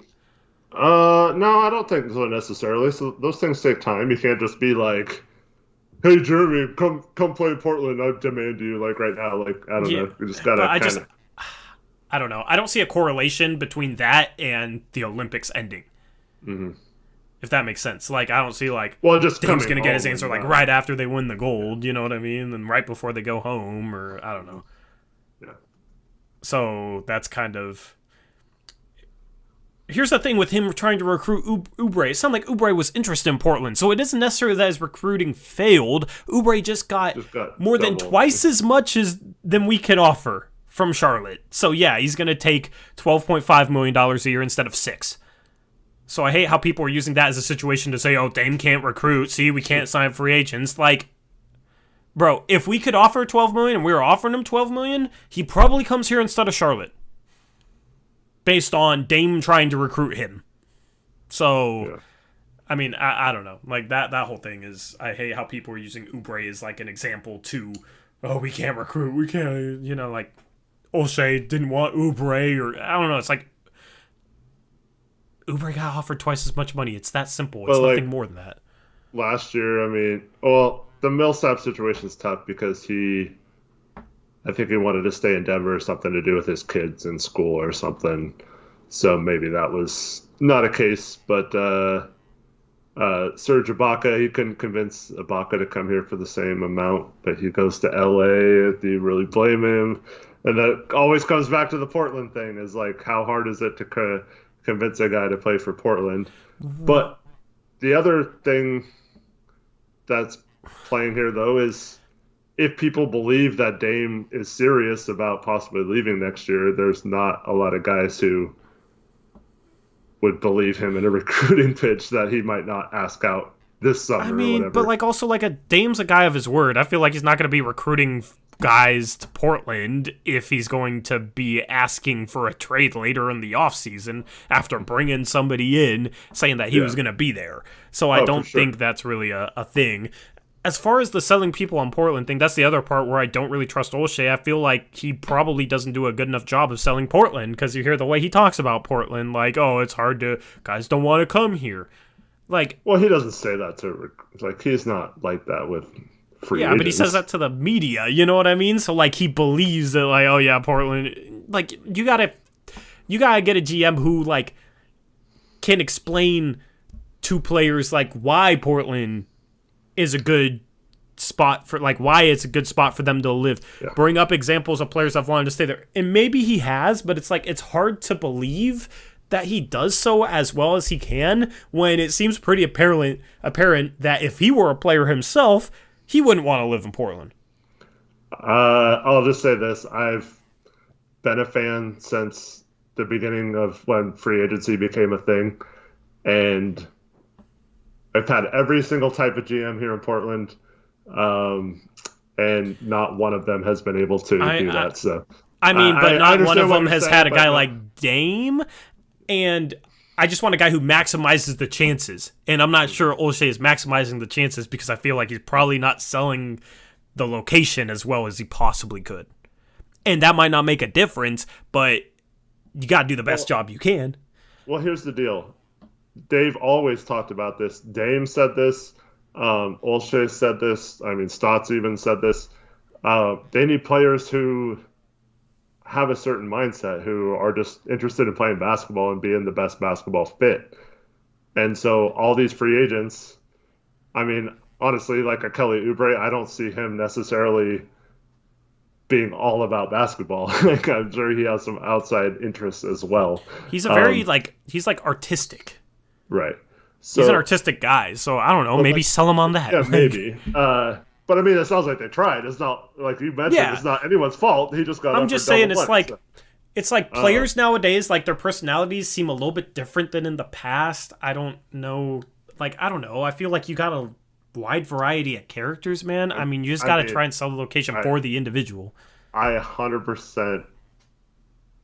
I mean, I can guarantee you that that's not how he talks to free agents, and that's not. I'm not how saying it comes that is how. I'm not saying that's how. And he's people, doing. there's not a single player in this league who was like, "Oh, you know what? That one time in like 2019 when Olshey said that free agents just don't like to come to Portland, I'm not signing there because of that." Like, I guarantee you that's not. I'm not saying that's the case. My whole point is, and I'll just phrase it in the question: do you trust Olshey to sell Portland as a location as well as he possibly can, or as well as another GM could?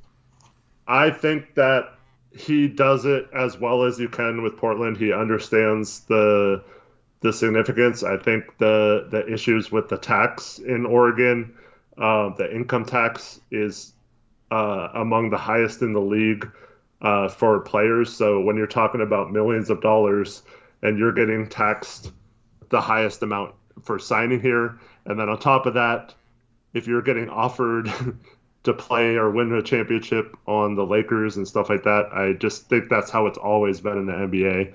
And you can try to change that or say things differently, but I don't think it matters. I just don't think it matters.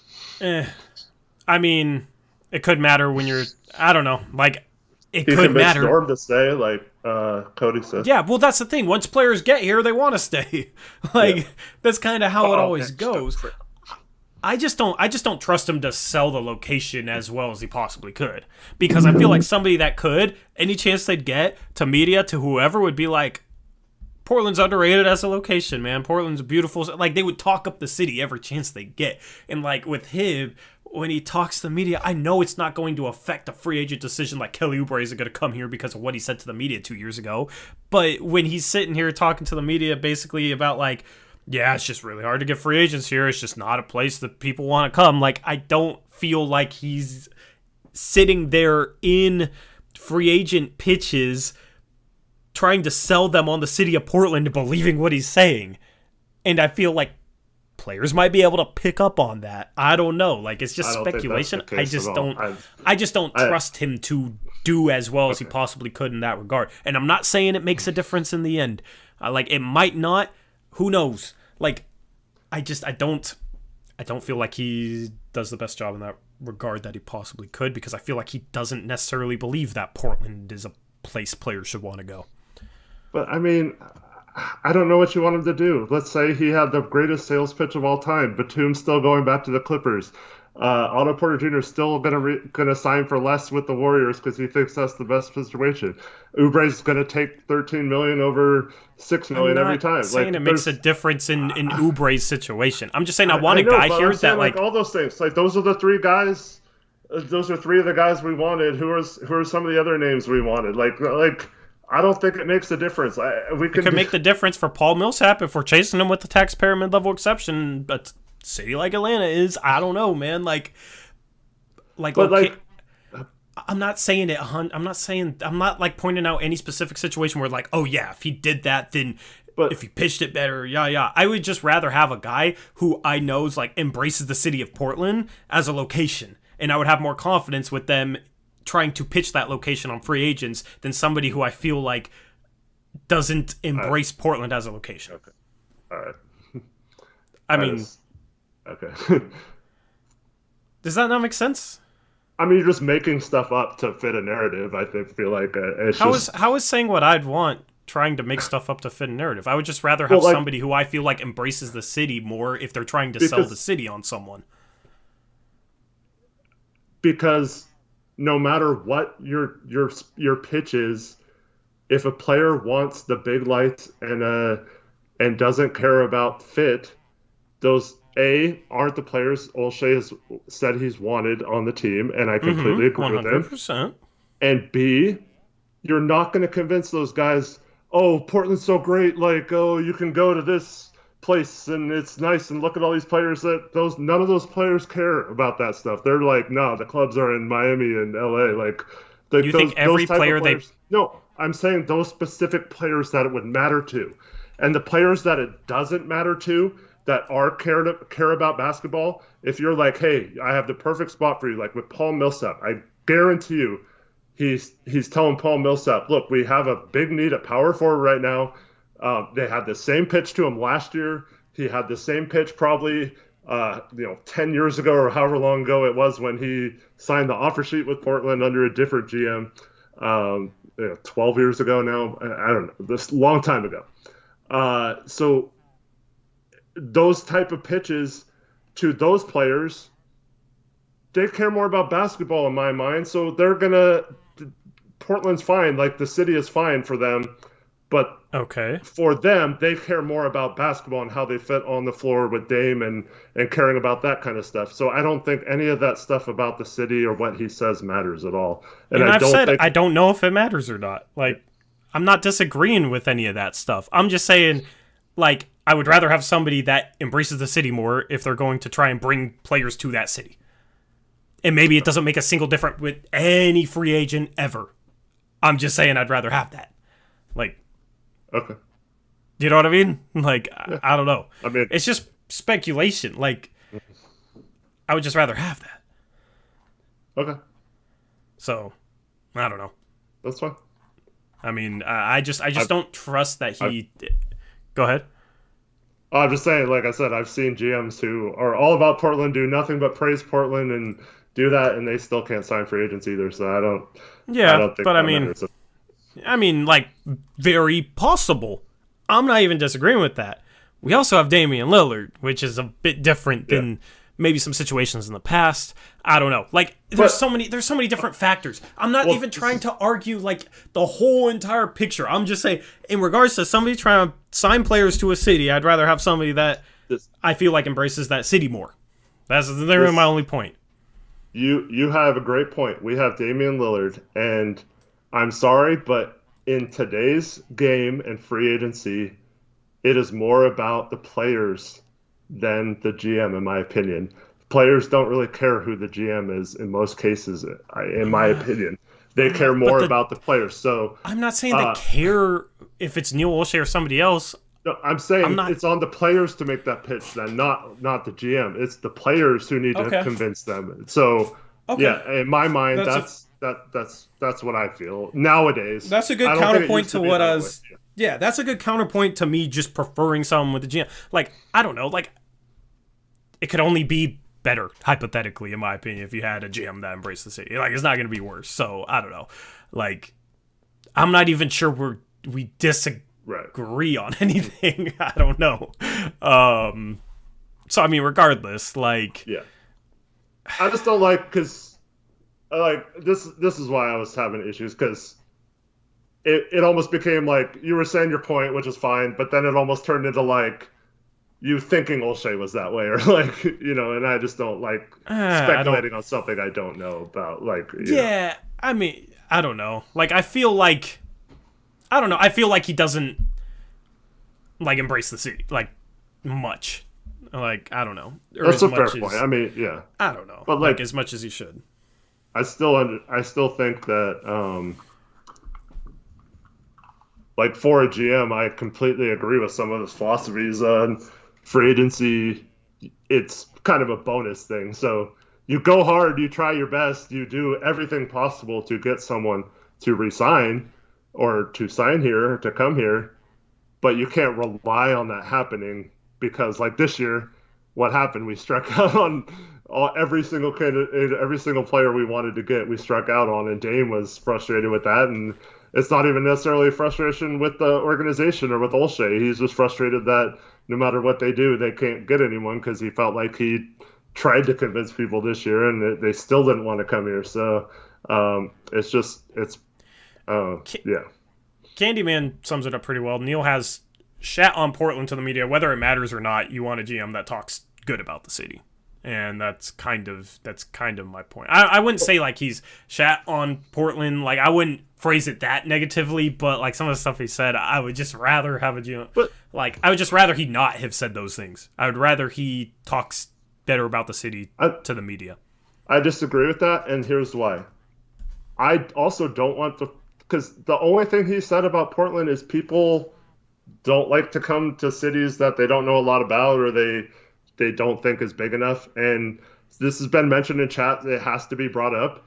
Portland is a very white city.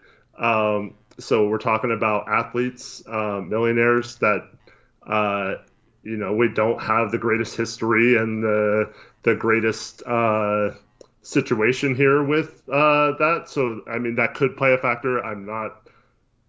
I don't know how much that plays into it. But in terms of what Olshey has said, is that players don't like to come here. That's not crapping on the city. He's saying the players that like to come here love it. He said that most players like playing here or living here or whatever, being here. And he's gone out of his way, like we saw with Norm, to make him feel comfortable once he got here. But the players he's wanted to come here are the players who want to win and want to play basketball and want to be here and are dedicated to that. He's not concerned about the city stuff, and I completely 100% agree with him on that, and I don't have any problem with anything he's ever said about that. Here's the problem. Like, I can't remember exactly what he said, but I remember, and maybe I misremember, but I remember it being more than just that, but I don't remember anything specifically. So I don't know. Yeah, I mean, this is we've probably been spending too much time on this conversation. But like, here's the thing with like, somebody said, well, Norm resigned. I mean, you don't have to sell players on the city once they live in the city for a couple months. Like right. You know what I mean? They're already here. Like well, I mean, this summer in particular, unfortunately, we do have, right or not, I think it's completely overblown. There are parts of the city that are kind of overrun. But I mean, other than going to the Moda Center, like how much time do players spend downtown Portland? I mean, it's not really a super big deal, I think, when it comes to like the homeless situation or protests and stuff like that. I don't think players really think about that. But the narrative nationally is that Portland is just like a horrible place right now, and it's overrun and there's violence all the time. And I mean, a lot of that stuff is somewhat true, but it's also only in like certain parts of Portland where the players wouldn't really be right now. See, but like, what if a potential free agent is coming into a meeting with us and that's their perception of Portland? Right. I mean, you gotta. But I don't think Olshey would be like, yeah, you're right, this place sucks. Like, no, I know. I'm just, yeah, like, I don't know. Like, I would just rather have somebody. I would just rather have somebody like me try to, like, in terms of just talking about the city. If it mattered to a player, I'd trust me more than I would trust Olshey on selling the player on the city of Portland. You know what I mean? Or I'd rather I'd trust you. Like, I don't know. You have pride about the city of Vancouver, so I don't doubt that. Exact. Well, I have pride for the whole area, man. But like, I could sell somebody on Vancouver. You know what I mean? If I brought you up to Vancouver, you're not gonna sell a single soul on Vancouver. I'd love to see you try, though. I mean, yeah, you could. But are you that good of an actor? Well, Olshey did do some acting, so I mean, maybe that's a moot point. But again, who the heck? If you're worth, if you're trying to sign a contract for the tax mid-level, say 5.89 million. Who the heck would want to be a millionaire and live in Vancouver, Washington? I'm sorry. Hey, when we get the G League team up here, bro, we're gonna have to try and like get G Leaguers, right? Yeah. So okay, but put me in those meetings. You can say whatever you want about Vancouver. You can make it sound like the coolest place ever, but millionaire young people are not going to want to live in Vancouver, Washington. Bruh, I ain't even talking about NBA players. I'm just saying, like, I got pride for the city, so I trust myself trying to sell it compared to Eric Brandt from... I'm not going to say exactly where you live. I don't know if you want me to, to go out there. You know, it's a little smaller than Vancouver, so... But yeah, I mean, I don't know. Anyway, Whiteside. Let's talk Whiteside. There's a reason why every player lives in like Lake Oswego, Tualatin, Westland area. Yeah, you go into meetings and say, "Look at this nice ass lake you can have a house on." Doesn't that sound nice? I'm sure they do. The air is so fresh here. It used to be Kent Bazemore's house, and we'll put all your fruit snacks in there. And I mean, it worked with Norm, so I don't know. Anyway, let's talk Whiteside. Let's end this stream on a different conversation. People are freaking out about how we wanted Whiteside, and then they're also freaking out about how we didn't get Whiteside. Mm-hmm. And I don't get it.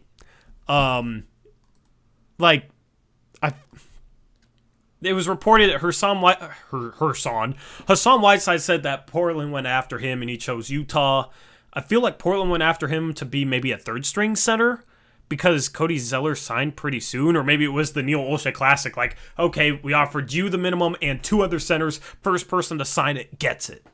I don't know. Like, what do you think the situation was there? Obviously, it's just going to be speculation, but what do you think? What do you think it was?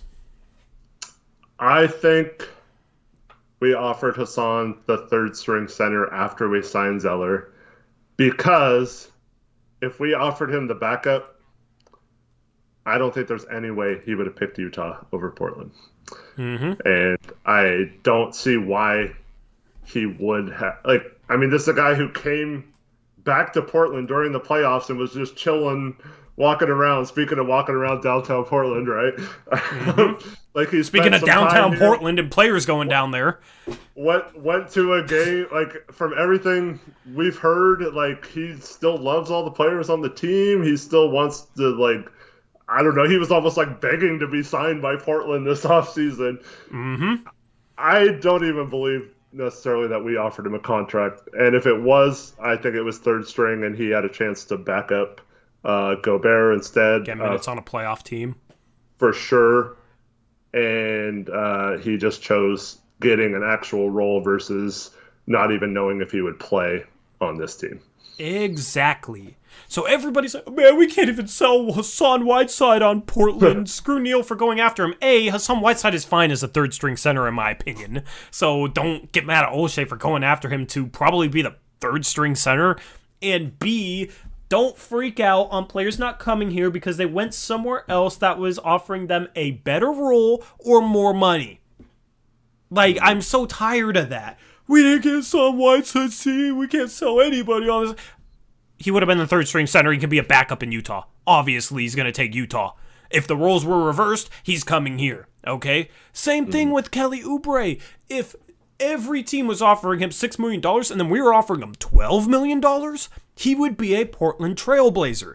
I am sick and tired of people over-dramatizing certain free agent decisions when they're going somewhere else that is offering them more money and or a bigger role.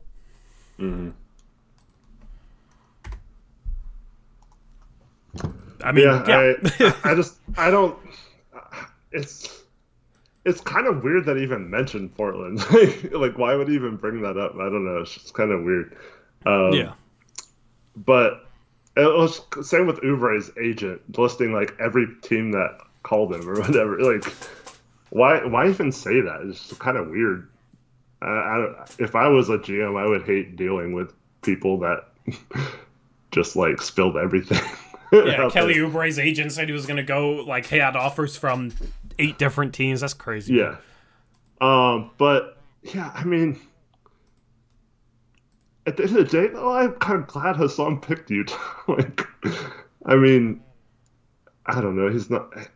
He said he would be fine as a third string, and I guess he's kind of dependable. He was hurt last year, but other than that, he's usually pretty reliable in terms of being available to play, I guess. But uh, yeah, I mean, he didn't want to come back to his house here, as Carson Dunn points out. He did all that remodeling. Remember that when he played here? Oh, he's remodeling his house. There's no way he's leaving free agency. And then we didn't even offer him a minimum contract, and then he signs with Sacramento for the minimum. And yeah, people just read way too much into stuff too. I mean, that's the other part of it. But yeah, every other team, I hate this too. Like, every team is so much better than Portland, right?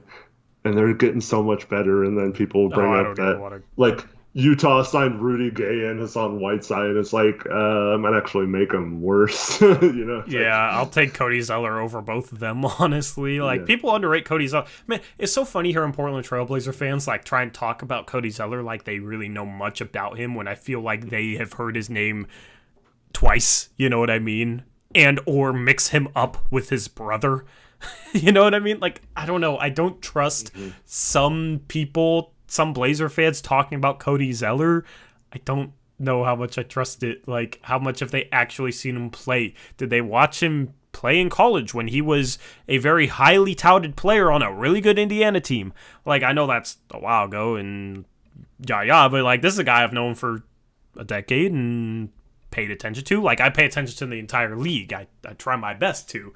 Like, but then other people, I hear them talking about Cody Zeller, and, you know, it's just like, the dude on a minimum contract, I would put him in the top half of backup centers. Mm-hmm. I would absolutely put him in the top half of backup centers. He was a starter last year. Now, Charlotte doesn't really have centers. They had Bismack Biyombo and Nick Richards and Vernon Carey Jr., so, I mean, obviously he's going to start there, but he's serviceable. Helpers too, but when he's played analytically, the Hornets were much better with him on the floor than without him. So he's just like, I don't know. I feel like people don't realize that he's a good defender.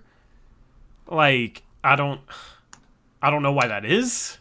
Maybe I do. I don't know. Like, he's a good defender. He's not like a Hassan Whiteside, like, gonna block a bunch of shots. He's like the exact opposite. Like, very smart, good positional defender. Is mobile enough to hedge well. He hedges well. He's able to trap. Like, you're able to play different coverages with him. He's a good defensive player. Per 36 minutes, 3 assists per game last year. You could probably include him in a lot of the actions that you include Nurkic in. Per 36, 12 rebounds per game last year. 16 points per game while shooting 60% from 2. Shot 71% from the free throw line. He's a career 73% shooter there. I mean, as a backup center, like, none of that is like, oh, wow, but isn't that what we needed? I mean, everybody hated having Enes Kanter as our backup center, right? It's like, oh, yeah, he gets a bunch of offensive rebounds and is able to score down low a bit, but he gives it all up on the other end because he is just a very, very bad defender. And then it was like, oh, we have Stotts dropping him all the time. And now it's like we get a backup center that can almost offensively rebound just as well. Like, he's not as good as Kanter in that area, but he's no slouch. And can play different schemes other than drop well, and can finish just as well as Kanter, and can pass better than Kanter. Like, and people don't view that as an upgrade. I don't get it. Well, and this is also tying it back to the Hassan thing. I think if we're trying to run a more ball movement central offense, I think he's a much better backup. Like you mentioned, you can play a lot more things. So if the offer was to Hassan and to Cody as our backups, I'm glad we signed Cody because I think for the minimum, it's hard to have kind of poor man. I guess Plumlee would have been similar a little bit too, but it's hard to find a guy who you don't have to like completely change your style once they're in the game versus your starter. So I feel like this is the best possible case for that. Yeah, and here's the point I want to make on that too, is that if we still had Terry Stotts Zeller wouldn't be as good of a pickup for all the same reasons that Harry Giles didn't work out here last year. Yeah. For all the same exact reasons. Because Harry Giles is better hedging pick and rolls, better trapping pick and rolls than he is dropping them. Also, he has playmaking ability that literally wasn't utilized. Whenever he played, they did not run him in the same actions as Nurkic. And Nurkic's playmaking wasn't utilized enough. So, like, Zeller, like, he's a bit different than Giles, but playmaking big, better hedging, trapping, icing, playing up on pick and rolls than he is dropping and letting a guard attack him. There's a lot of bigs like that, but you know what I mean? Like, I'm glad that we got Zeller with a new coach, with Chauncey as coach, because I think, as you said, in Chauncey's system, Zeller's going to be a good fit. So, and I wouldn't mind Giles as a third string center. I mean, the Blazers have to do something. They only have, 13 roster spots if they sign Greg Brown once they sign whatever. Right? That's 13? If they sign him to the... to a normal contract. Yeah, if they could still do a two-way, I guess. But yeah, they have 13 with Greg Brown. Minimum is 14, so they do have to do something. Yeah. Okay, let's end off this show like this. What are the odds that you think CJ McCollum gets traded this offseason before the start of the season? What do you think if you had to put a percentage on it on the spot? I'd say it's down to like 20% right now. Yeah. See, I was going to say like 8 to 10. What are the chances you think Derek Jones Jr. gets traded? 33. Okay. I was going to say like 15, 16%. So honestly, like half the chance you do. Yeah. Which it ain't that far off. But still less likely than likely. Yeah. Yeah, I mean, once again, I'm at the point now where I'll be pleasantly surprised if the reports are not true, but I could definitely see them being true as well. And for Apple, he says, you two both said running it back would be a disaster. Why are you happy with this roster? Who said we were happy? Say it was a disaster? And who said we were happy? Yeah, when did we say either of those things, bro? Apple, I've seen you doing that multiple times where you keep saying, oh, you said this, when I don't remember ever saying that. Okay, the only time, I specifically said this several times, I want them to make a trade. I want the roster to be better. The only thing, okay, yeah, there's two apples. There's two apples, plural, so that ain't me. We're talking about apple, singular apple. Apples is cool. Okay, so my stance has always been, I want the roster to get better. I want them to make trades. I want them to improve.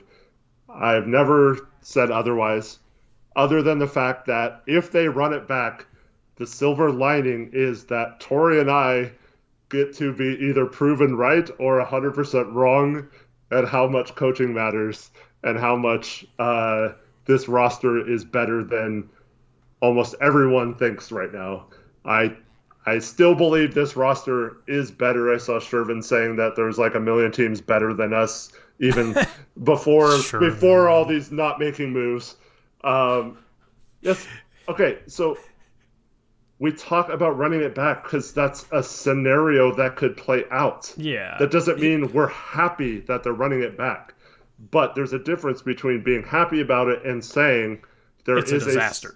Disaster or a silver lining of Tori and I. That's the one thing we can say. If this roster is exactly the same with just minimal changes with these minimum guys, who everyone agrees is not enough to make a difference, right? So we basically have the same roster. Not one person would say that we have a drastically different roster, right? So we're going to find out just how good this roster is or just how much Stotts is to blame, assuming that Billups can somewhat coach or is even a decent coach. So in our opinion, I'll speak for myself. In my opinion, that will be the fun that I will look forward to instead of focusing on how we didn't make any changes again and we still have CJ and all this stuff. At least I can say I was either 100% right that coaching was the issue, and Neil is probably banking on this as well. Or we can say, I'm an idiot. I don't know what I'm talking about. You said coaching mattered and Stotts was the problem. just like Olshay, and you're stupid, Eric. And I can accept that. I will fully admit it if that's the problem. That's the only fun to me about running it back. Other than that, I have never said I'd be happy to do that or anything other than joking around about proving people wrong. Here's the thing. I feel like even if we're the 1 seed next year, you're talking about like proving it to people that I don't think you can ever win with. That's true. Because they will always move the goalposts somewhere else. Even if they have to move the goalpost to another planet, they'll do it. That is very true. I 100% agree. Screw those people.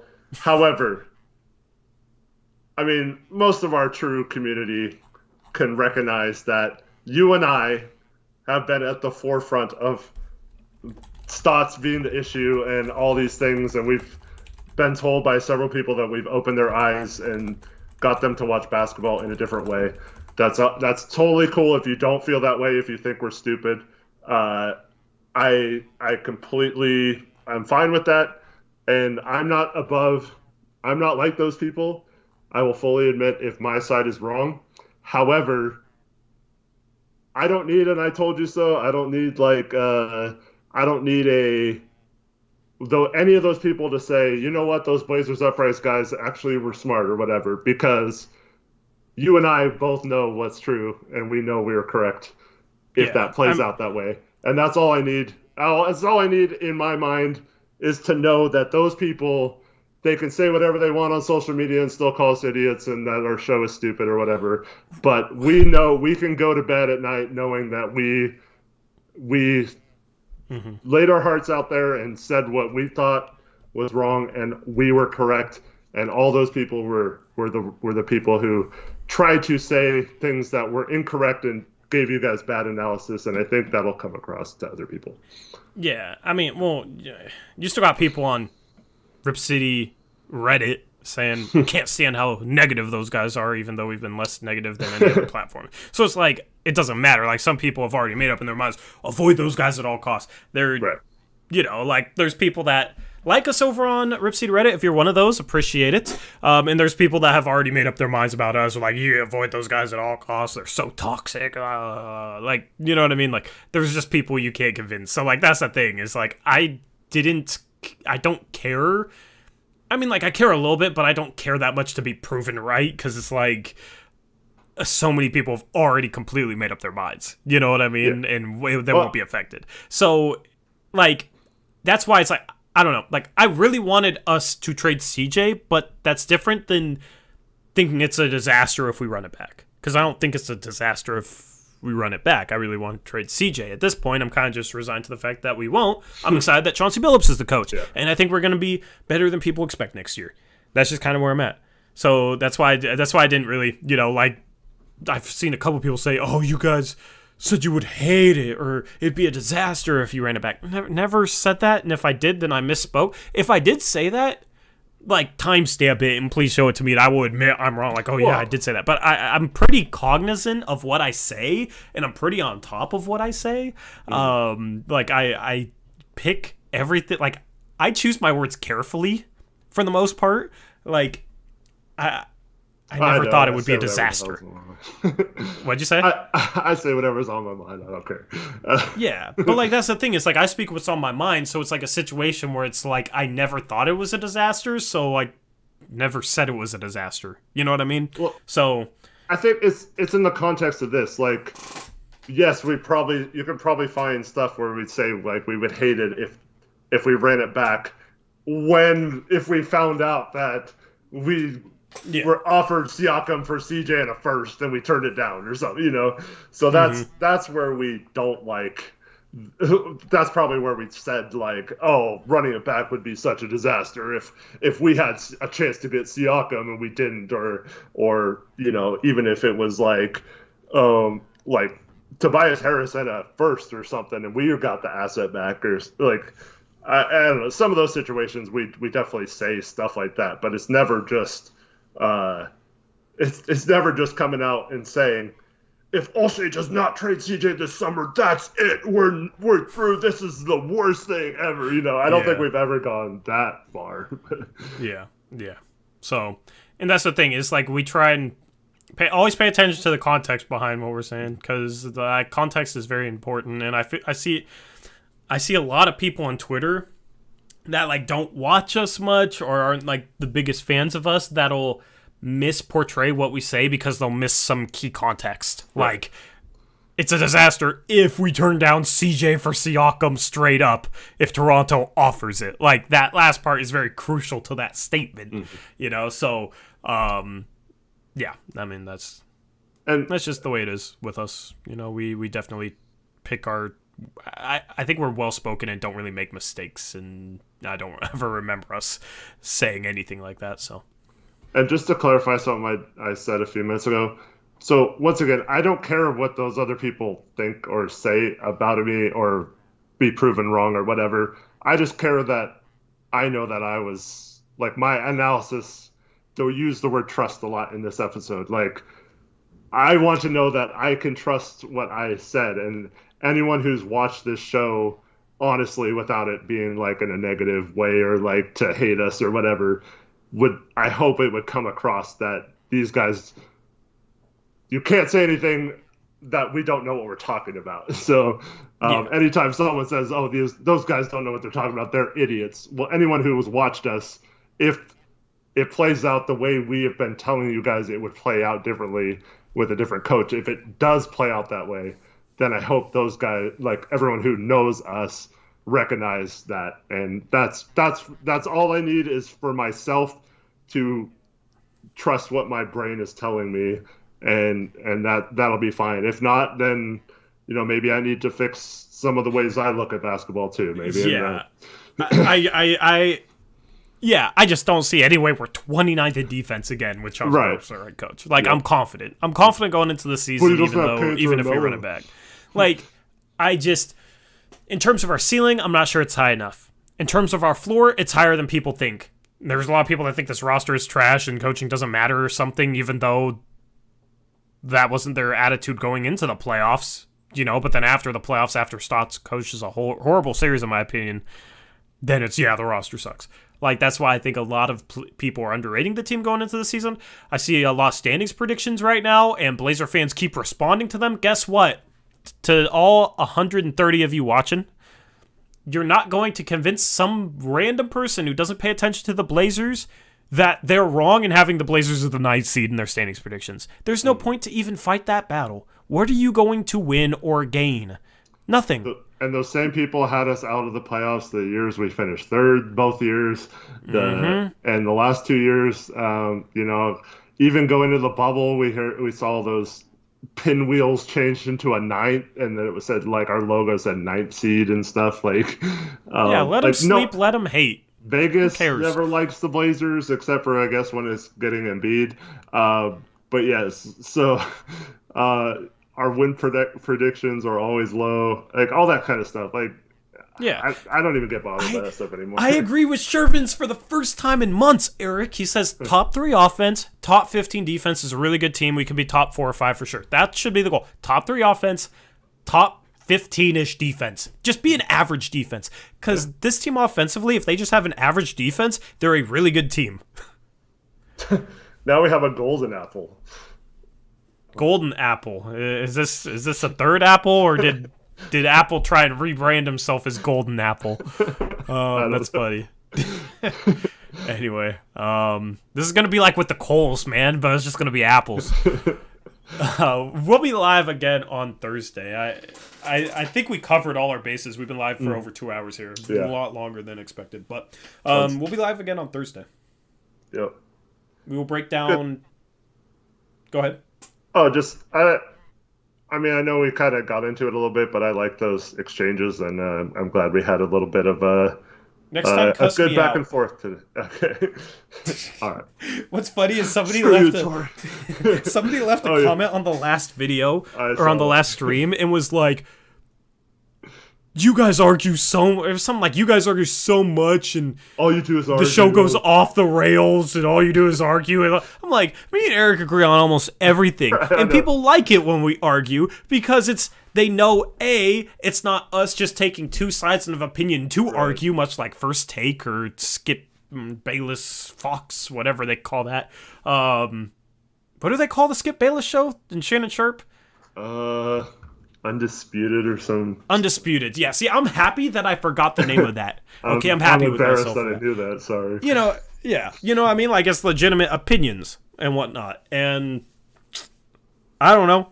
Like, Eric is maybe the only person I've ever met that can win an argument with me. No, I'm just kidding. But, like...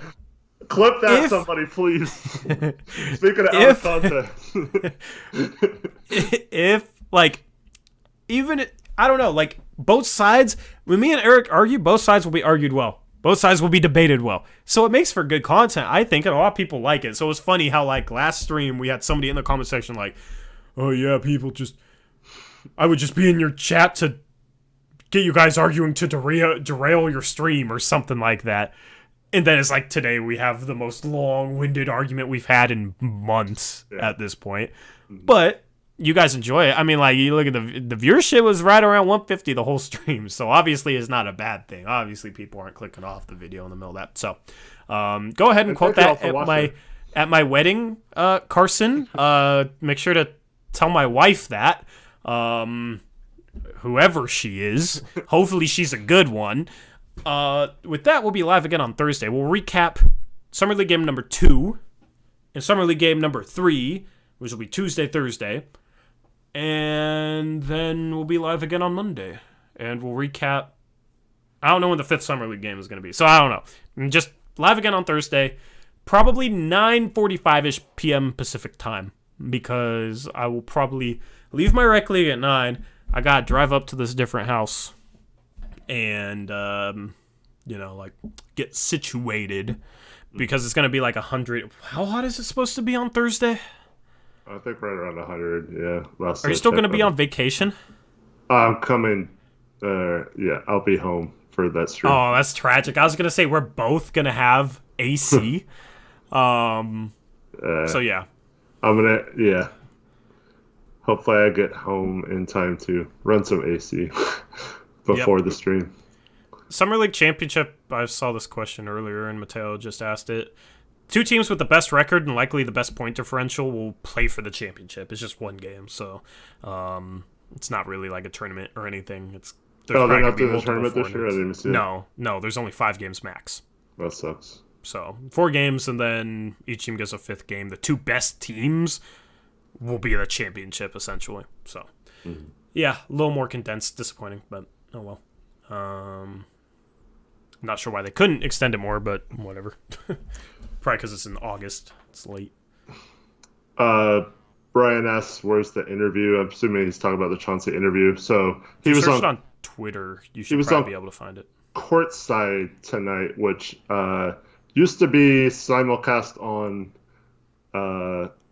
Comcast, NBC Northwest, which doesn't exist, but it's on 620. I don't know if podcast it or whatever, but iHeartRadio, if you go and search there, or if you search on Twitter, I think there might be a link somewhere where you can replay it. Yep. But yeah, so we'll be live again on Thursday. Have a good rest of your night. Catch us on Twitter at TorJonesYT, at HoopShock for Eric. We now have Square Apple in chat, which means it's really time to log off. Yes. Appreciate all the calls. Appreciate all the apples. We will be... I don't know. We'll see you Thursday. Enjoy the rest of your night. Have fun watching the Summer League game tomorrow and on Thursday. Until next time, have a good one. As always, peace out.